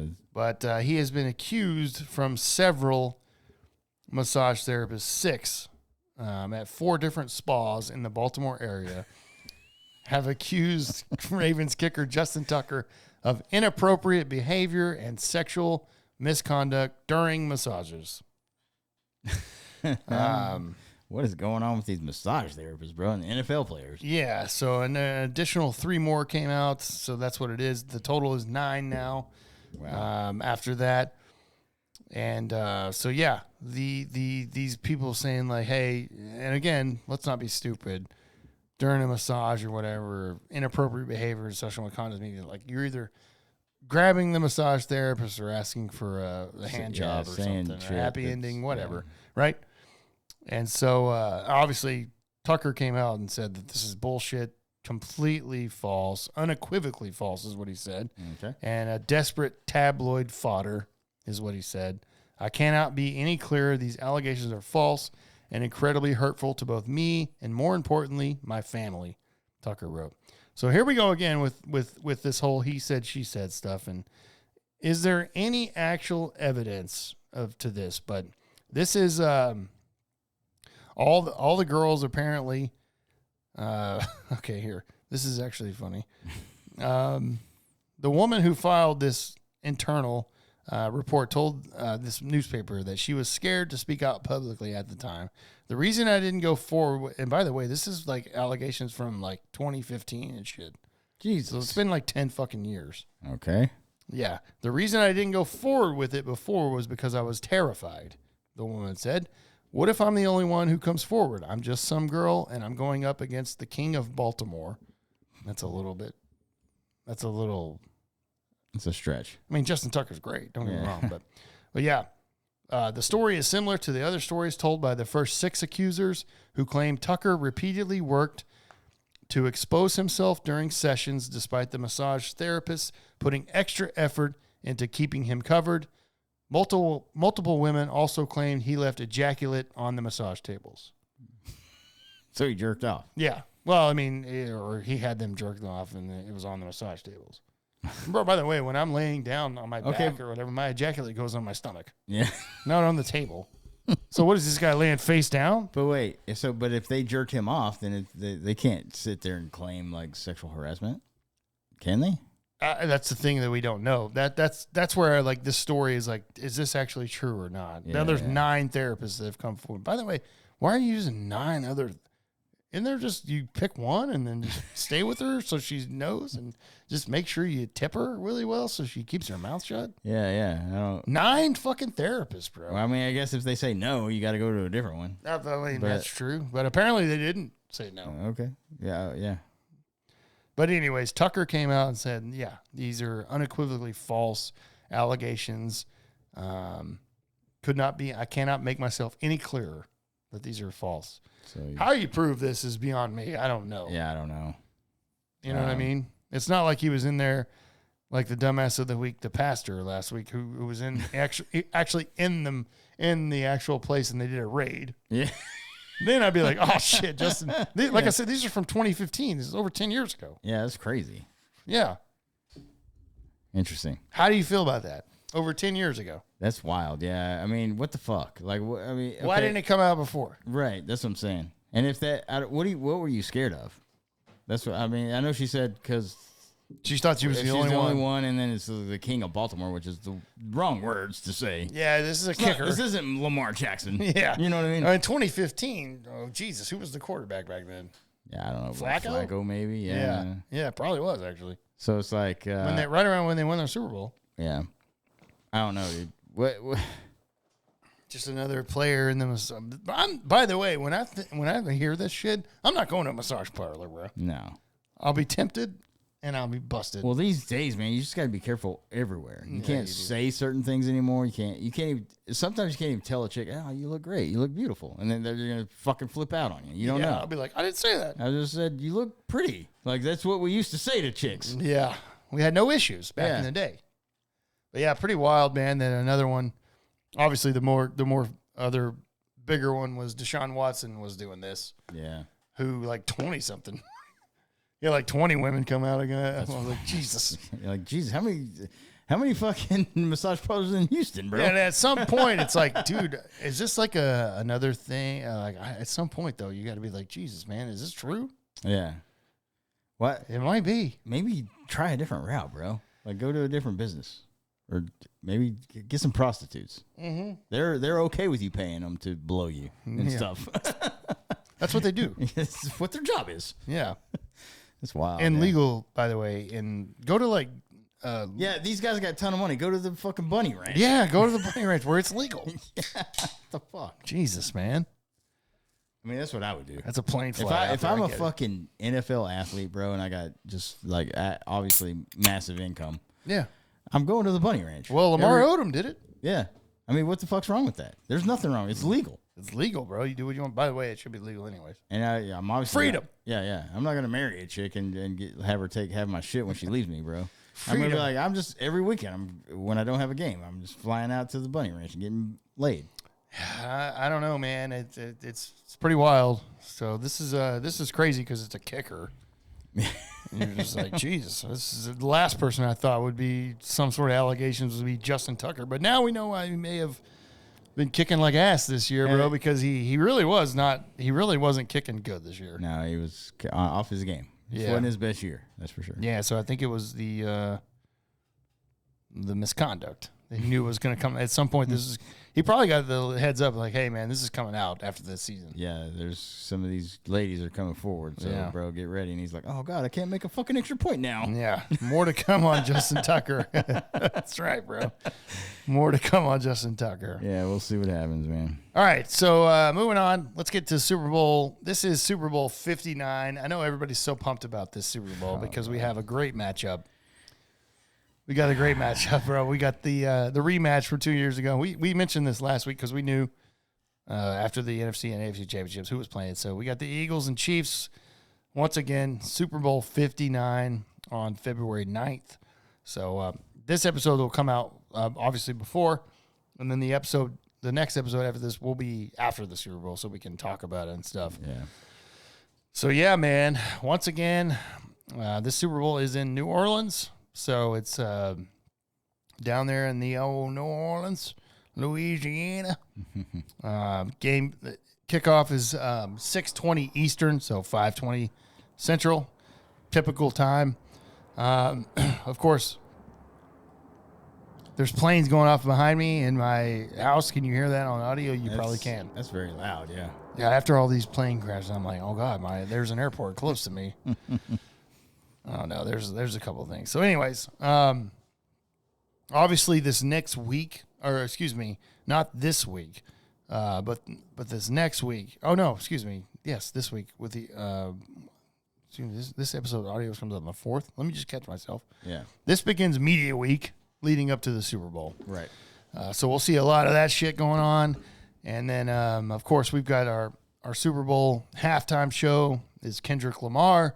Not crazy about that, by the way. Yeah, I'm not huge super on that. familiar with his stuff. I've probably heard stuff, but I don't know. I couldn't name a song. It's actually one of the worst ones that in recent memory. I mean, Rihanna was terrible too, but at least I knew some of her songs. But it was awful. Yeah, there's a lot, and Usher last year was actually okay. Yeah, he wasn't bad. Yeah, I'll say that. But I'm not looking forward to Kendrick Lamar. I think that blows. I don't even know what he does. So I know he raps, but I don't know any songs. I have no idea. Couldn't tell you. I know some people out there that listen to this may know a little bit more. But so, yeah, here you go, man. Here's the Chiefs-Eagles currently right now. As we're recording right now, this may change, of course, when audio comes out or whatever. Chiefs favored -1.5. So it's going to be a close game, apparently. Over-under is set at 49.5 right now. So we're looking for some points. If you remember 2 years ago, the Chiefs did win 38-35.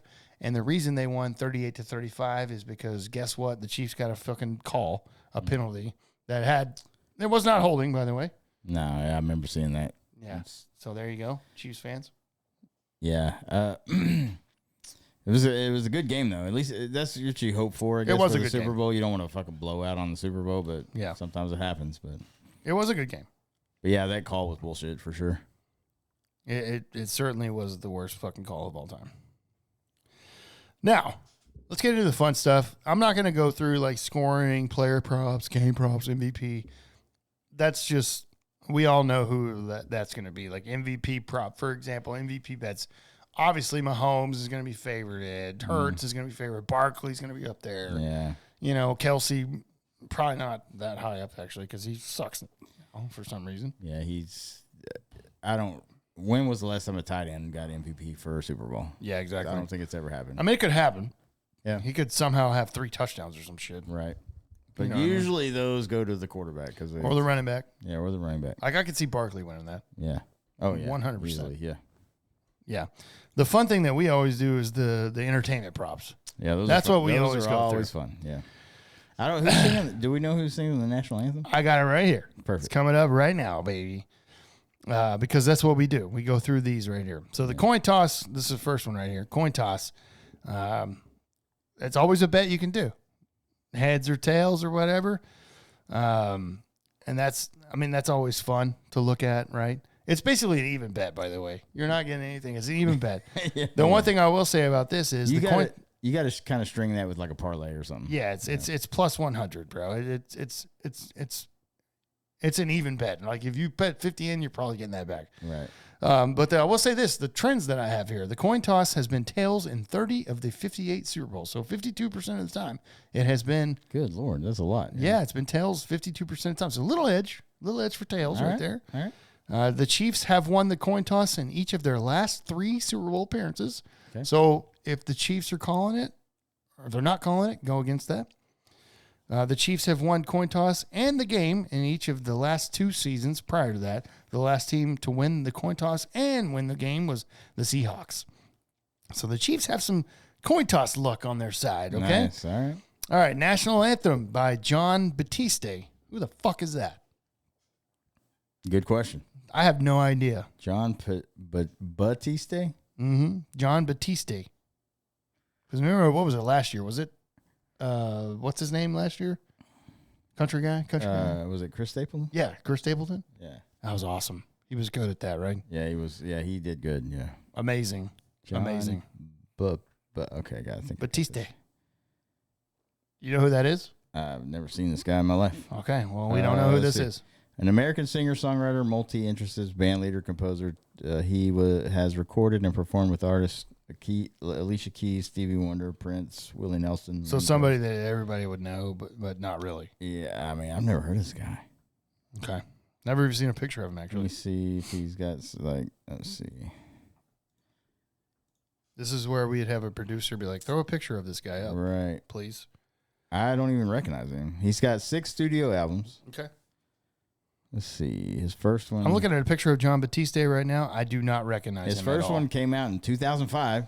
So, I mean, he's been around for about 20 years now. I'm looking at a picture of him right now. Do not even have a clue who Yeah, I it don't is. know. That's who's singing the Okay. national anthem, though. Over, under. I'm sure he's a great singer. I imagine he is, Yeah. yeah. The over-under length of the national anthem, 120 and a half seconds. Yeah, I remember who was it? Because I didn't bet on it, but I just guessed right before they started. I was like, this girl's going to go over because she does crazy shit. 120 and a half seconds is a long time, bro. Yeah, it's fucking 2 minutes, right? Or 2 minutes and 8 seconds. It's 2 minutes, yeah. Also, you can bet on this. Will he perform the national anthem with a piano? Yes is minus 400. No is plus 300. Oh, so I guess he played. Oh, yeah. Guess he plays There's the a piano. picture. I'm looking at a picture. He's like on a piano, so okay. Yeah. And here's some other trends right here for you. The average rendition of the national anthem is 115.4 seconds since 2000. So 120 over under. You gotta think taking the under on that, bro. Only 2 of the last 7 renditions have gone over 2 minutes. Yeah, I remember because some chick, it was a female singer who was doing like slow. Yeah. And so it took it over a little bit, and I was like, I got it right. If I should have put a ton of money on that. Yep. Here you go. Halftime Show by Kendrick Lamar. Again, I'm not a huge Kendrick Lamar fan. I don't really know. I'm out on this halftime show, by the way. I think it's going to suck. It does nothing for me. Yeah, it doesn't either. Where's the full band at, man? Yeah, right. You know what I mean? So, anyways, I guarantee there's a Taylor Swift bet because they've done a remix of one of her songs together. And people really? think she's going to come out and do that remix version of the song. It's got to be on. If Taylor Swift is going to be with him. I don't have that here. Now that could come out because we're recording 9 days before the Super Bowl, or 8 days. I was just seeing it. I was like, because they did a remix of her song "Bad Blood." Oh, did they? Yeah, and so I was like, they're like, she's obviously going to be there. The Chiefs and all this. She's obviously going to be there. I don't think she's going to do it. Probably not. It's wild that she hasn't done the halftime show yet after all this time. Yeah, that is wild. Yeah. So halftime show by Kendrick Lamar. Number of songs played over 10.5, under 10.5. Over under is 10.5. 10 songs? They 10 only and a had half. like 8 minutes to do this whole thing. No, they got more than that. Oh, do they? I mean, shit, dude, it's like 15, 20 minutes now. But 10.5 is a lot. 10 songs? Yeah, that's a ton of. Well, they do those. I know they do it's a medley. Yeah. But some of those, like, if they do collaborate, they kind of take way more time. Yeah, because you got to get them ready and present the next guy or whoever comes out or whatever. So 10.5 over under of number of songs played. First song, Humble plus 160. Not Like Us plus 380. King Kunta plus 430. Squabble Up plus 430. I don't know. Everything else plus 500. I know none of these. Yeah, I don't know. I will say this. We'll go listen to Humble. That's the favorite. If I've heard that, I don't know. I have no clue if I have or not. Yeah. If I have, it might have been a clip on a TikTok or something. That's it. That's what I'm saying. We may recognize the chorus. I've never searched for Kendrick Lamar on my Spotify. I can tell you that. No.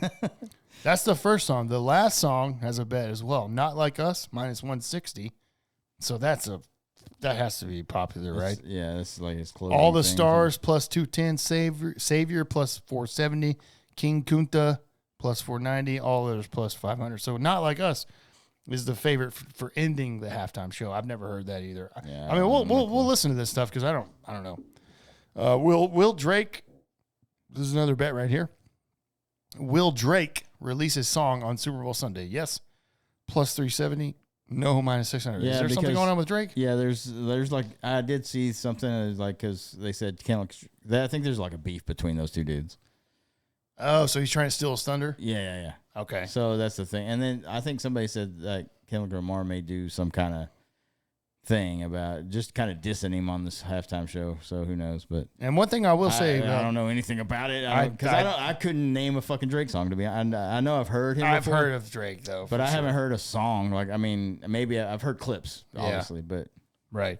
The one thing I will say, just to end up the Kendrick Lamar halftime talk, is by the way, he's won 17 Grammys. Jesus Christ, are you fucking kidding me? No, I'm not. I did not know that. 17-time Grammy winner. That's fucking crazy. Yeah, 17 is a lot. That's about as many as Taylor, and I think who has the most? I think Beyonce still has the most, but Taylor's going to close on that. 17 Grammys. So Kendrick Lamar is obviously super popular. Maybe when we listen to this, we'll be like, "Oh yeah, of course." Maybe it's like, I didn't know who that was. Got bangers. Or what I think is going to happen is be like, "I've never heard this song in my life." Yeah, that's the way I would lean. It's not my type of music, is what I'm trying to say. Yeah, no, I mean, I'm not knocking it. He's obviously good, I guess. Yeah, of course. Yeah, I just don't listen to that kind of stuff. All right, and of course we got the color of the first Gatorade poured on the winning coach. Of course, always a fun bet. Purple plus 210, yellow, lime, or green plus 220, orange plus 500, blue plus 600, red, pink plus 700, water, clear plus 1,000. So purple is your favorite this year. Purple, really? Purple rain, purple rain. No, yeah, it's weird, right? That's still the best halftime show I've ever seen. Oh, 100%. Gatorade trends, by the way, Chiefs had purple in the last 2 Super Bowls and orange in 2019, so that's why purple is tops. Okay, that's why it's tops. I didn't know that. So Great, they like their great Gatorade in Kansas City. I guess so. Yeah, I mean, it's delicious. yeah, It's so good. Yeah, there's nothing wrong with that color of Gatorade. It's good. But yeah, who knows, man? That's always a coin flip. You never know. That is delicious. So there you go, man. There's some the prop bets that we have, and look. I think last year we recorded a little bit closer, so there could be more prop bets coming. But that's what we have so far right now as we sit here and record. Now, I will say there's a shit ton of course, player bets and everything. I just didn't want to sit here and go through all that. Yeah, there's so many. There's a shit ton, like who's going to make the first down? Who's going to make that? And they're all right here. Yeah, I'm looking at it right here. I just don't want to go shit. through that. Yeah, it's going to be crazy. The main thing that we always go through is like the national anthem, the coin toss, the halftime show. Yeah, the prop and all that. Not related to the actual game, I guess. Yeah. Yeah. Because we could go through that, but it literally could be an entire episode. That's right. So I'm not going to do it. Yeah, man. Purple Gatorade's a favorite. All right. Purple Gatorade, like last 2 Chiefs Super Bowls, which this is their third. If they win this is the 3-peat. No one's ever done that. Yeah. And, man, who are you rooting for? The Chiefs are minus 1.5. As we speak today, minus 1.5. Over under 49.5. Yeah. This is the hardest Super Bowl to pick because obviously the Eagles are in our division. Yeah. They beat my team to get here, and so that stings a little bit. And I just hate the fucking Eagles, dude. You and me both. Fucking hate them. And then on the other side is the Chiefs, which I don't have any fucking, any ties to. I'm just tired of them. I'm tired of, like, this year, too, the Mahomes thing. Just whining and crying, and then the whole, like, the refs are giving them so many calls, and you can just see these games, and you're like, man, there's definitely a bias here from the NFL to the Chiefs. And I hate Travis Kelce, dude. I hate Travis Kelce so much, dude. Like, how does that guy... Remember when I saw, like, that guy, they scored a touchdown. It wasn't even his touchdown, but he gets in the defender's face and is taunting the shit out of him. No flag came out. Yeah. Against the Bills. So I was know. like, what the fuck? Okay, so he's immune to getting a fucking flag when he's up in somebody's face when they scored? Yeah, because he's on the Chiefs, bro. Yeah, and so... Yep. But here's my thing. I think I would rather, and this hurts me to say this, dude. Yeah. I would rather see the Eagles win than the Chiefs. That's a painful thing. That's a pain. I know it's painful for you. I know Either it's way, painful. I'll lose. Then you got a three-peat team that I fucking hate. But then you got your division rival that just beat you to a bloody fucking pulp win. Yeah, they did. So I'm like, fuck. Yeah, they did. They did it twice this year, too. Yeah. I mean, actually, the first time they beat you in the regular season was a bloody pulp, but it wasn't close. We lost by 8 in that first game. Then but it wasn't close. Yeah, we beat them. With Kenny Pickett. Yeah. As the Eagles quarterback, because you didn't have Jalen Hurts. Yeah, but I mean, I actually like Saquon Barkley, so that maybe I'm rooting for that guy. Saquon Barkley? Barkley? Yeah, you said it. Saquon You Barkley. said it right. I was just laughing. Yeah, I probably almost fucked it up. We have been drinking, ladies and gentlemen. Yeah. I'm probably like 8 deep at this point. So yeah, And we love that. We love that. Yeah, so you're rooting for the Eagles. I'm not rooting for them. No. I mean, that's what you're kind of saying. I don't want KC to three-peat. I don't want anybody to three-peat unless it's my team. Actually, I'm with you on that because my team, and I say that lightly, by the way, my team in the 90s and not now because of the shit that we're going to. They went back-to-back. And I don't want anybody to beat that back-to-back shit. Yeah. Especially Patrick Mahomes, who is a little piece of shit bitch. Yeah. And I'm okay with saying that. And you know what, Drew? When he came in, I actually liked him because he came from Texas Tech. Yeah, he was a Texas kid. Yeah, and I was like, I love this kid because like he's from Texas, from Tech, and everything. But now man, it was kind of his bitching and moaning in that quarterback series, and then the last in the division game with the flop that pissed me off. Yeah, dude. that was fucking bad. And I'm like, this guy is a bitch trying to get a flag. Fuck that. That's like LeBron James shit. Yeah, no, I don't like that at all. Fuck me neither, dude. So, and it just hurts me to say. So you're rooting for the Eagles. I'm never going to say that, bro. I'm not saying those words. But just you want the Eagles to win. I would rather see them Do you want the Eagles to win the game? I don't want them to, no. Well, they have. Somebody's got to win, bro. know. It's either the Chiefs or... Do you want the Eagles to win the game over the Chiefs? Yes. I'm with you. I say 100% yes. And I hate it because I don't like Jalen Hurts at all. I do like I don't like Barkley, Hurts though. either, but I do like Saquon Barkley. And I like his whole thing of like, get me the fuck off the Giants. Yeah. And I can't believe the Giants were still just like, let's go. Like, and by the way, the Cowboys should have signed him, but of course they didn't. Yeah. Well, the funny thing about the Giants is they let Barkley go because they knew they were going to have to pay him just so they could afford Daniel Jones on the set. And then they release him, and I'm like, y'all are fucking stupid. They're one of the worst run clubs. Yeah, I don't know how that GM still has a job. Yeah, and they're like, the owner's like, still wrong. I have total faith in Brian Daboll and this GM. I'm like, dude, their all-in approach towards Daniel Jones should tell you now you need to fire them. Both of them. And then they release him, and I'm like, why did you keep him around? Yeah, that's just so bad. Yeah, but whatever. It makes me happy because the Giants are going to suck next year too. They will be awful, yes. But yeah, man, I'm with you. I hate it. Of course I hate it, but I'd rather see Philly win than the Chiefs. I just hate the Chiefs so much. Yeah. And Patrick Mahomes and Kelsey, and I'm so sick of Kelsey. I'm so sick of Taylor Swift. I'm so sick and tired of all that, dude. Yeah. I really am. And, yeah, man, it sucks to say that too.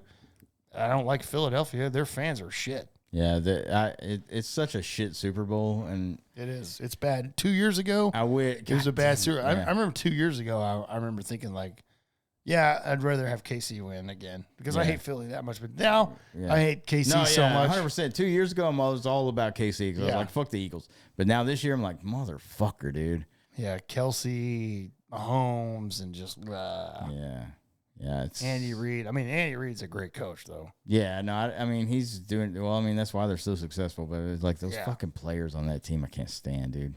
Can't either, bro. I understand. Believe me. Yeah, I'm with you. And I mean, we're gonna see. I'm with you, brother. I mean, I imagine we're gonna see like calls go Casey's way, because they've gotten it all year long.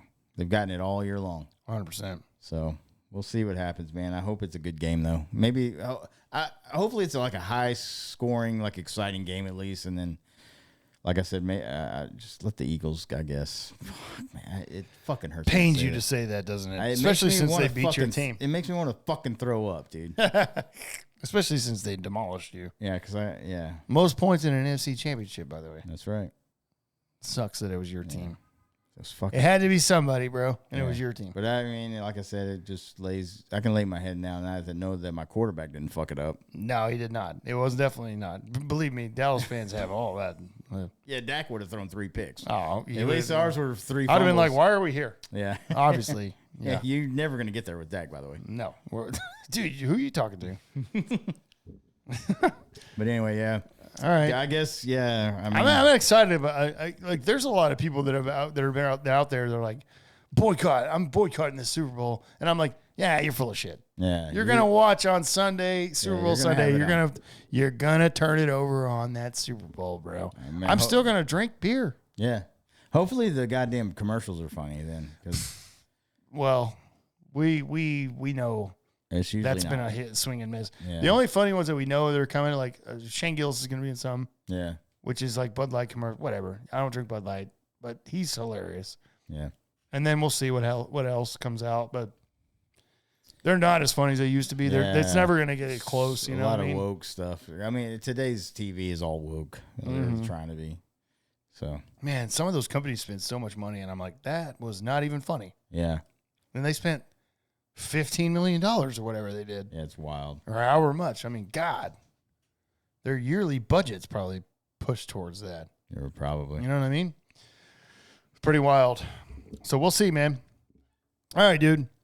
Well, let's get the hell out of here. We've got a couple of dumbasses of the week that are actually related to football, and then another crazy story as well. Yep. But before that, guess what? Gonna have to go relieve myself again because I'm drinking today. So we'll be right back. Hell yeah.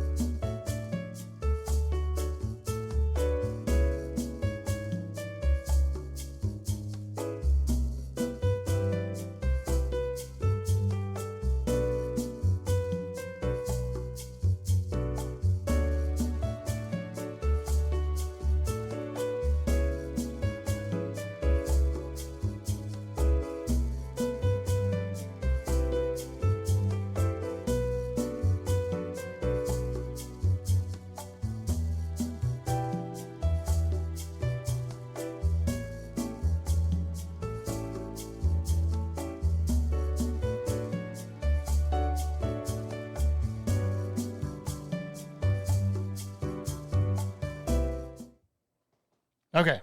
Yeah, man. Sorry about that. Brother, when you got to go, you got to go. It happens.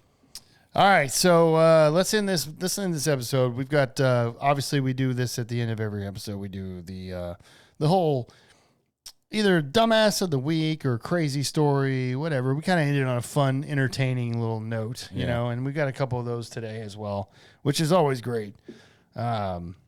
Leading up to the outro, I guess, if you will. So I got the dumbasses of the week, and then Leaf's got a crazy story. But my dumbasses of the week, and this is going to be, like I said, tied to football, the Stephen Jones and Jerry Jones, both of them. Now, why you asked me that this week? Well, you know what? It's the Senior Bowl going on and everything because you got the Pro Bowl, Senior Bowl, and all that. Mm-hmm. We already talked about how they hired Brian Schottenheimer as the next coach. Great hire. Which is an awful hire. And for Leaf, it's a good hire. It's a great one. Yeah, if you're a Cowboys fan and claim that anymore, God help you. Yeah. Because I don't know how you do it anymore. It'll be a long year next year. I don't know how you do it anymore. Yeah. I really don't. So I think it's a pathetic hire. I've been very clear on that it's just a really bad hire. Now, they're the dumbasses of the week. The reason they're dumbasses of the week is because I have a couple of clips because they were, of course, shockingly, I know this is shocking for everybody out there, but they were out there doing press. The Jones family. No way. Yeah. Yeah, you'll never believe it, bro. They never, ever do press whatsoever at all. But there's a couple comments out here, okay? And I'll play Jerry here, unfortunately, with audio, which, you know, we probably are used to this by now. Yeah, these are getting interesting, these audio clips. But here you go, man. Here's Jerry talking about how he's the guy. I know the next pick could be the gold strike. But your fans are mad at you right now, you know. Well, I understand that, and I'm mad at me right now. But that's not the issue. Is what are we going to do about it? Why are you mad at you? I'm the best man to do something about it. So that's the way it goes. When you do and live the life I live, you change the mirror. Your question should be, how many times have you changed your course? How many times have you done differently in your life for meaningful things? And the answer would be, it's a habit of doing things differently. That's what you do. When you basically work for yourself, you've got to change.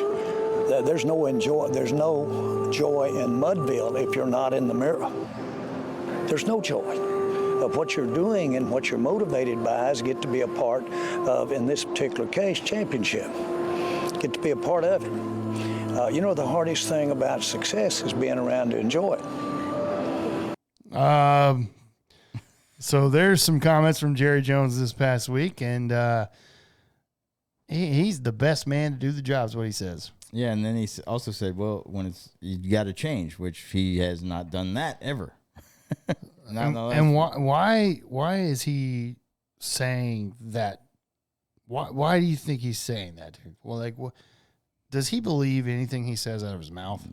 There's no shot, or is he just that stupid? Yeah, he's lost it, is what it is. And I don't know, man. Are we sure that he's still like? I mean, I know he's not all there, but like.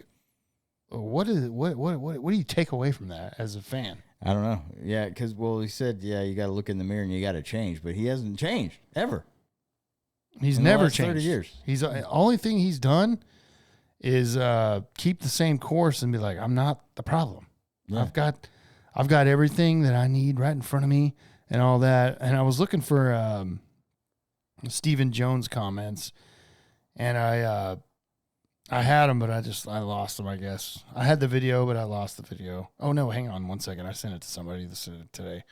Now that I think about this, because you mentioned about change or whatever. Mm-hmm. And so that was Jerry Jones saying he's the best person I'm the best person for the job. And here's Stephen Jones, who, if you're a Cowboys fan, you know who that is. He's a co-owner, is what they announced him as. So co-owner. So this is what makes me believe that he ain't shit changing. By the way, if you're a Cowboys fan, now this is a little bit of a longer clip, but this is the dumbasses of the week, and this is what you deserve if you're still a Cowboys fan. Brian Schottenheimer is the new head coach. I'm sure Cowboy fans are dying to know what was the deciding factor as you and your dad kind of pondered the future of the Cowboys. What made him the choice and made you so excited about the future? You know, I think the big thing with Coach Schottenheimer is he checked two things that were real important to us, and they actually contradict each other. He brought continuity, but he also brought change. And he's going to bring a freshness, I think, to our offensive side that Dak's going to embrace. Goes without saying, we have a nice investment in number 4, and we want him to be successful. Obviously, you look around the league, and people hiring new coaches are usually trying to help their quarterback. Yep. And you can look at the hires and see what they're trying to do. Obviously, with our hire, we wanted it to be very Dak-friendly, but also wanted to affect change. And I think Schottenheimer brings that. No one has more respect for Mike McCarthy than Jerry and Stephen Jones. He was outstanding. His pedigrees, probably, if you just were to look at resumes, would probably be the best of any coach that was out there in terms of, I think he's 13th in wins in the NFL. He's won Super Bowls. He's been to championship games. He's outstanding. But at the same time, we just felt like we needed some change. We needed a freshness. And, obviously we want to change the narrative. Our narrative is, we hadn't been in a championship game or a Super Bowl in 30 years. And that sits with us, in a hard way. And we know we have to be better. And you can't expect to keep doing the same things over and over and expect a different result. That's fucking crazy, bro. That's a wild way to end that one, yeah. You can't keep doing the same thing and expect a different result. That basically is what Jerry said and Steven said right there together in those comments. They're doing the same thing. Yeah, exactly. They're doing it doesn't matter who the coach is, by the way. It doesn't matter. So do not listen to Stephen Jones when he says we needed a change. We needed a fresh start. Bro, he was on the staff. Yeah. He was on the staff. And first of all, he's just a career fucking assistant coordinator. Yeah. He's never been a head coach. If you're not, just look in your own division and look what Commanders did. Yeah. If you're not doing something like that, just completely revamping your whole team. And of course, Jerry won't do that. Yeah. A whole new coaching staff. He only, basically replaced 26 people on the whole fucking team and ended up in the NFC Championship, which you haven't done. And now you're the longest tenured team. Yeah. So. In the NFC. You're just like, now we're just going to promote the guy that we've had for the last fucking whatever. whatever. That's Dak friendly and change. Yeah. And that's but what the fuck is this guy selling? I don't know. Because I ain't buying it. Yeah. Nobody should, dude, because that just sounded And awful. They will, though. They will. They'll be like, this is all him and Jerry being like, man, Brian's like, this is it. Yeah. People are all. And how many times are you going to sit there and listen to him say that? Before you realize it's absolute bullshit. Right. Because it is. It's absolute bullshit. That's why those two guys are the dumbasses of the week. At the Senior Bowl, Jerry saying, I'm the best man for this job. And I'm like, what the fuck are you ever?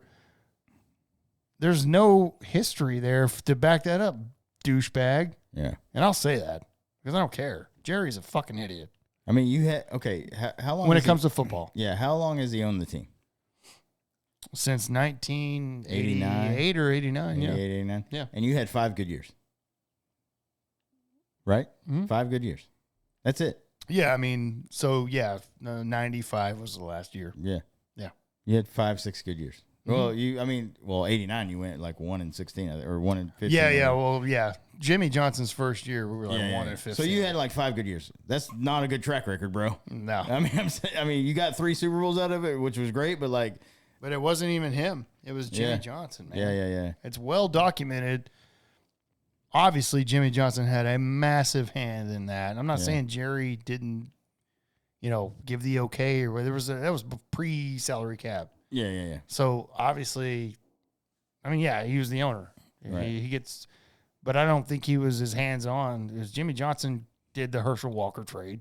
That's well documented, and I've seen that. Yeah. And Minnesota got fucked. And that led the way, though, for Jimmy Johnson to draft all the guys that we won Super Bowls with, man. We didn't get this. It wasn't Jerry, bro.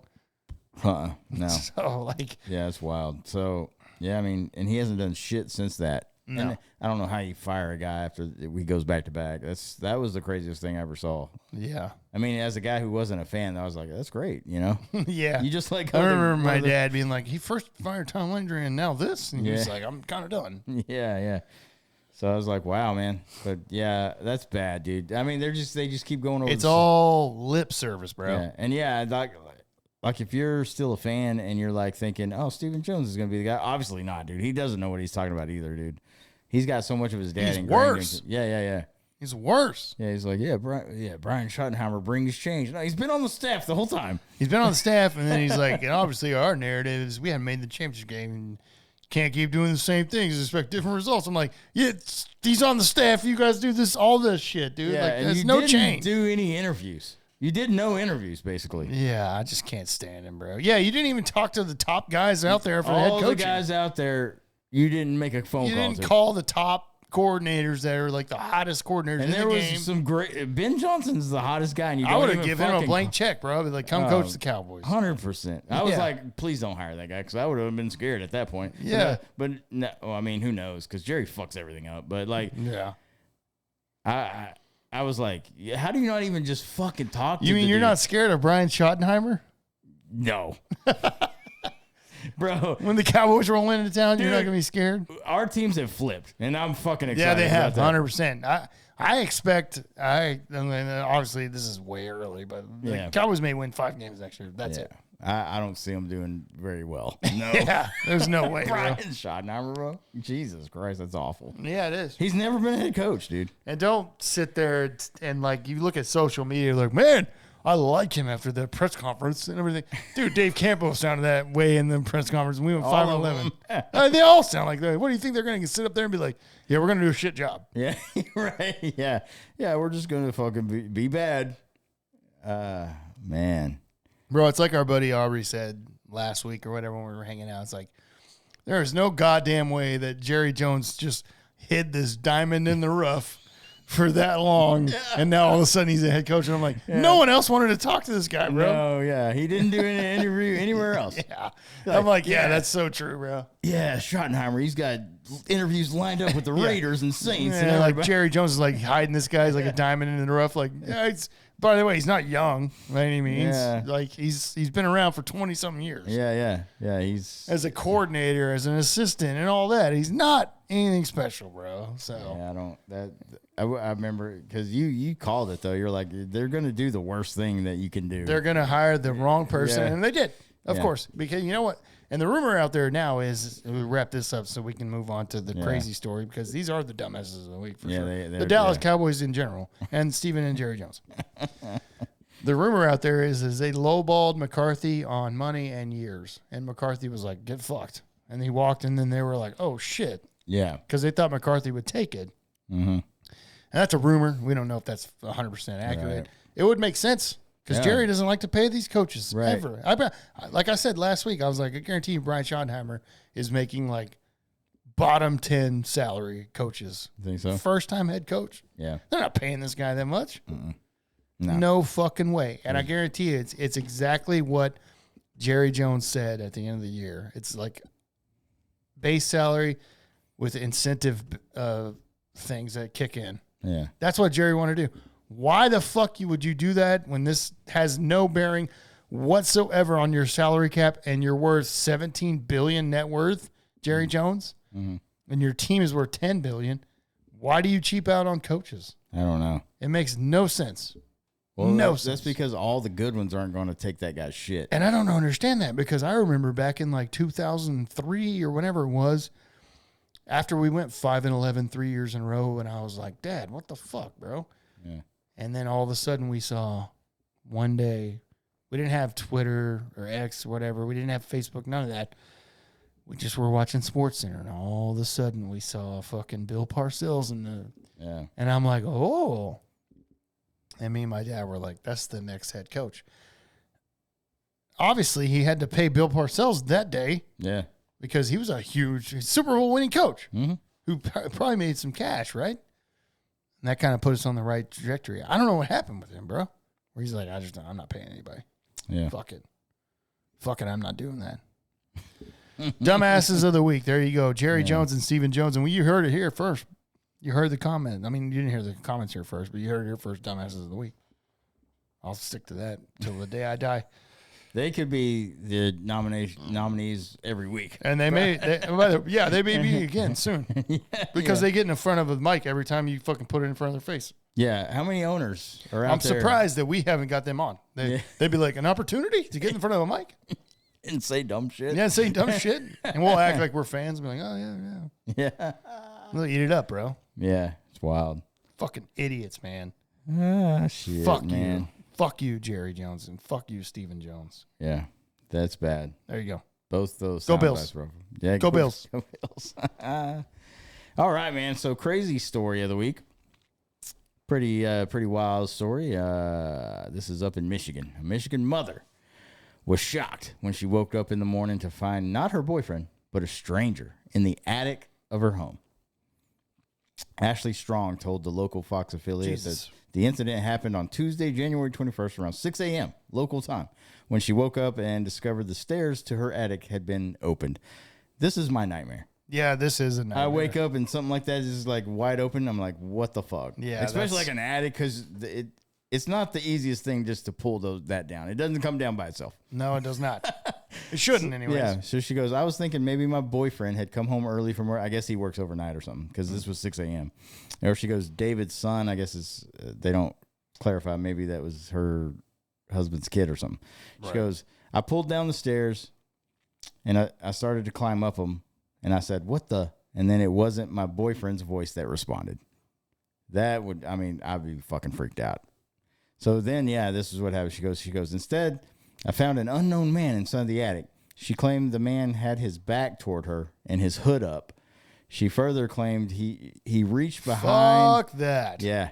I guess he was just sitting in the attic, like not looking or facing the other way. Yeah. She goes, she further claimed he reached behind and put his hand behind his waistband, prompting her to question maybe he had a gun back, because some people carry it. So she goes, however, she said she didn't find out. She sprung into action, got herself and her daughter, who was asleep at the time, to safety. She goes, when I thought that was a gun, I didn't know if my daughter and I were going to be okay by the time the cops got there. Of course. And so she folded up the attic stairs. She she closed him up in there, bro. And because you can't open those from the top if it's closed. Yeah. You know what I mean? Yeah. Look up Christmas Vacation. Right. It's the same thing though. You really can't. You can't open that from the top. It has to be from the bottom. Right. Yeah. And she goes, I folded up the attic stairs, slammed it shut, and I just stood there and I screamed to my daughter. She told her daughter to run. Yeah. And then that's fucking scary. Yeah. They got out of the home safely, waited for the cops to get there. Once the cops arrived, they removed the man and took him into custody. He was he hasn't been identified. I'm guessing this guy's like homeless probably. Right. But he was charged with home invasion and assaulting a police officer. I guess when they were trying to pull him out, he's maybe fighting. I don't know. Even more proof that he's probably on some sort of substance or anything, or homeless or whatever. Yeah, more than likely. Yeah.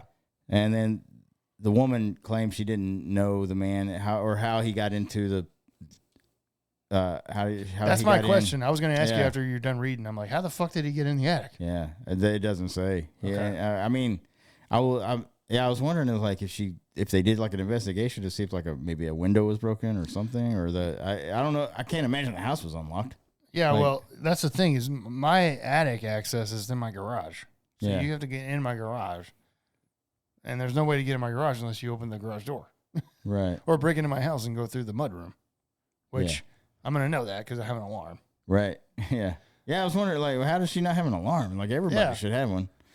But yeah, everybody should have an alarm. There's people out there that are like, I have an alarm. I just never set it. I'm like, what the fuck are you paying it for? Why? Yeah, that's weird. So, because they don't think anything's going to happen like this. Yeah. But this is a nightmare, bro. You're right. Yeah. You wake up and there's something like that, like your attic thing. Did she that's the thing. Like the attic's pulled down and you're like, the only way that somebody could do that is if they were here. Yeah. In the house. Yeah. And you're running out of the house and leaving. Oh, 100%. Yeah. I already know you, bro. You're not going to be Johnny Tough, bro. Well, that's weird. I'm getting my fucking gun. Well, that's what I'm saying. That's what I would have done. I would take a gun up there, and then if I see something fucked up, I'm bailing. But I'll give you one chance. Who are you and what the fuck are you doing here? And if they don't answer or come at me, I'm shooting. Yeah. It's my house. It's my property. 100%. Yeah. You know? And you'll be in the right. You won't go to jail for that. Hell no, I won't, because they'll be like, I don't know who this is. Get him out of here. Yeah. It's you just trying to get warmth, and you're like, oh. I'll be like, sorry, leave. That's weird for... You shouldn't have fucking came here, bro. Yeah, right. Like, that's weird to go straight to the attic. Like, I mean, I guess apparently maybe he was just cold. Because I guess... Well, there's a lot of insulation up there. It's warm. Yeah, and I mean, Michigan in January is probably freezing balls up there. Fucking really cold, yes. But fuck that. I mean, you just can't do that shit. No, hell no. You can't. You're a home invader, bro. Yeah. People aren't doing this shit in Texas. Well, because they're going to get shot. Yeah, this was because there's gun owners down here. Yeah. Well, everybody has a gun. Yeah, you're getting popped. Yeah, you are. So good luck with that. But yeah, fuck all that, bro. I'm not interested. I'm not interested in that at all. Going through that, I just, man, I'm a little. First of all, if you wake up, just imagine you wake up and you're like, I'm gonna get some. I don't know where her garage entrance is, or excuse me, her attic entrance is. Yeah. But I just imagine me like, I slept pretty well actually. Let me go just start some laundry. Yeah. And then like that shit's down or something's open, and you're like, what the fuck? Yeah. And I get like maybe if she thought like her boyfriend came home early from work, I guess he comes home later in the morning. I guess he works like a night shift. It didn't really specify. Yeah, and that's the other thing. But then she's like, oh, maybe he's up there. And she goes up there and there's some dude sitting in your attic and with a hood on. And well, why would he be up there? Yeah, exactly. That's what I'm saying. Yeah. Especially because like you could text him. Yeah. I've never gotten home. Or check locations. I've never gotten home off work and be like, I'm just going to go to the attic. Yeah, I always do that when I come home from work, bro. I mean, I work at home, but yeah. I'm just saying, when I come home from somewhere, I'm like, I just feel like going to the attic today. There's no chance, bro. Yeah. I've never wanted to do that, ever. No. Oh, man. Yeah. That's actually scary, though. And you're right. That's never going to happen here because, you'll get shot. Yeah, that dude's dead. Yeah. He's not making it out of that attic alive, I can tell you that. No, there's no way. Because, first of all, like I said, I set my alarm all the time, actually. So if anybody does come in, I'm going to hear it. And then, I'm grabbing my pistol first. And yeah, 100%. Yeah.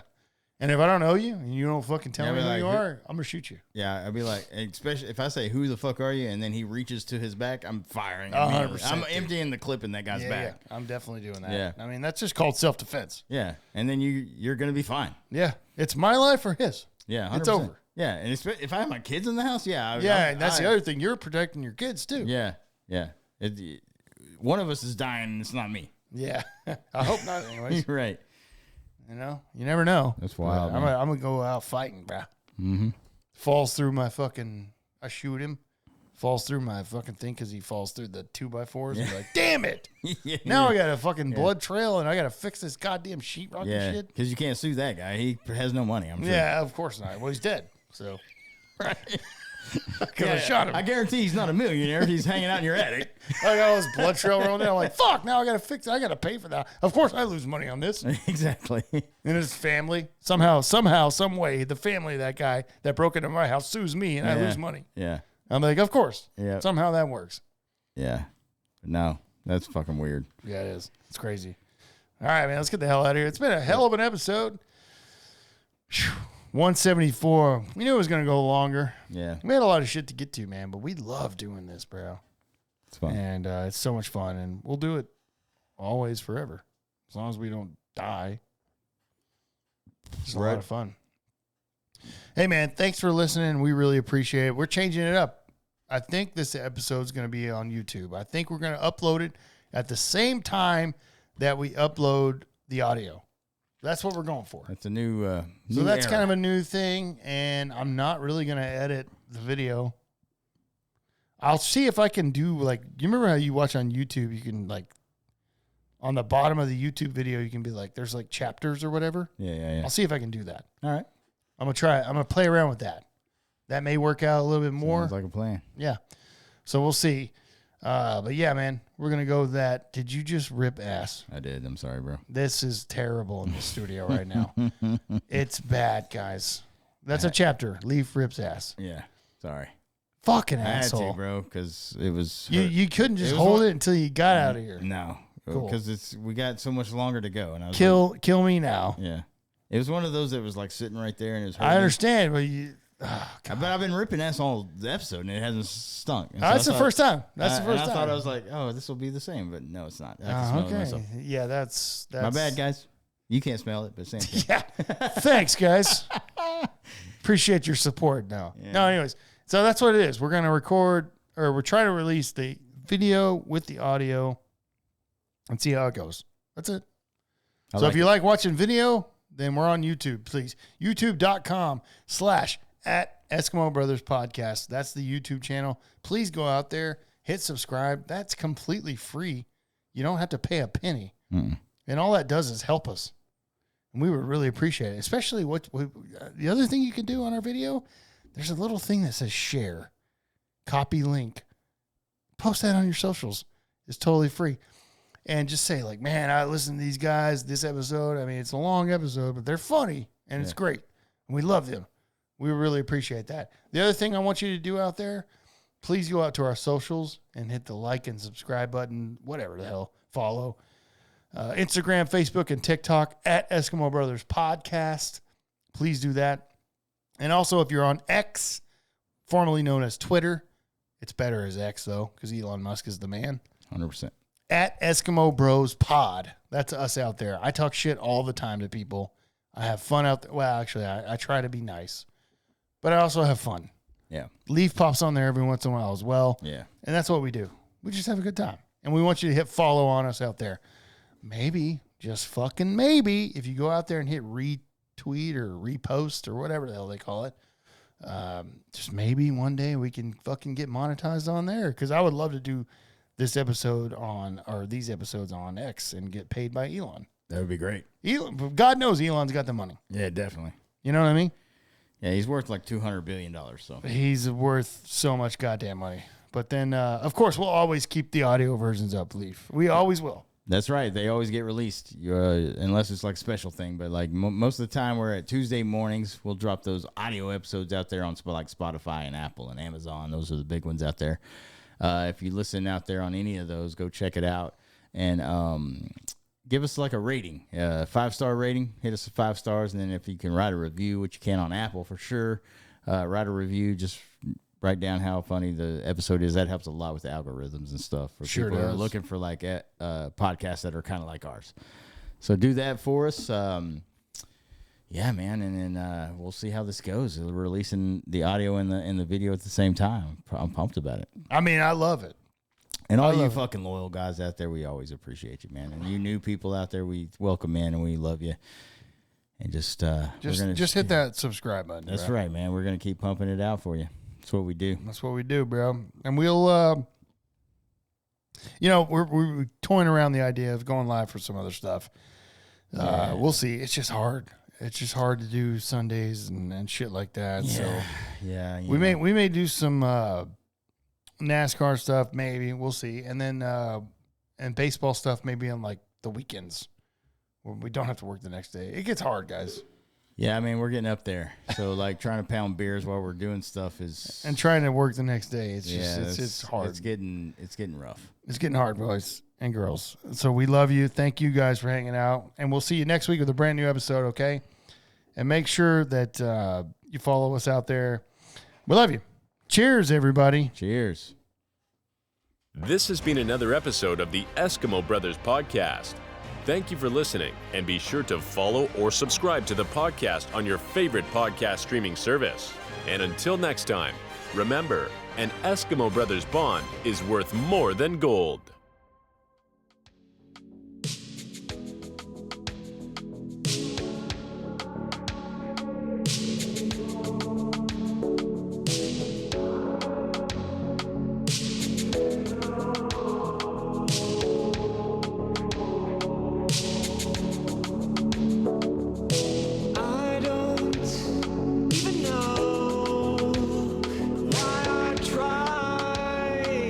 Anymore.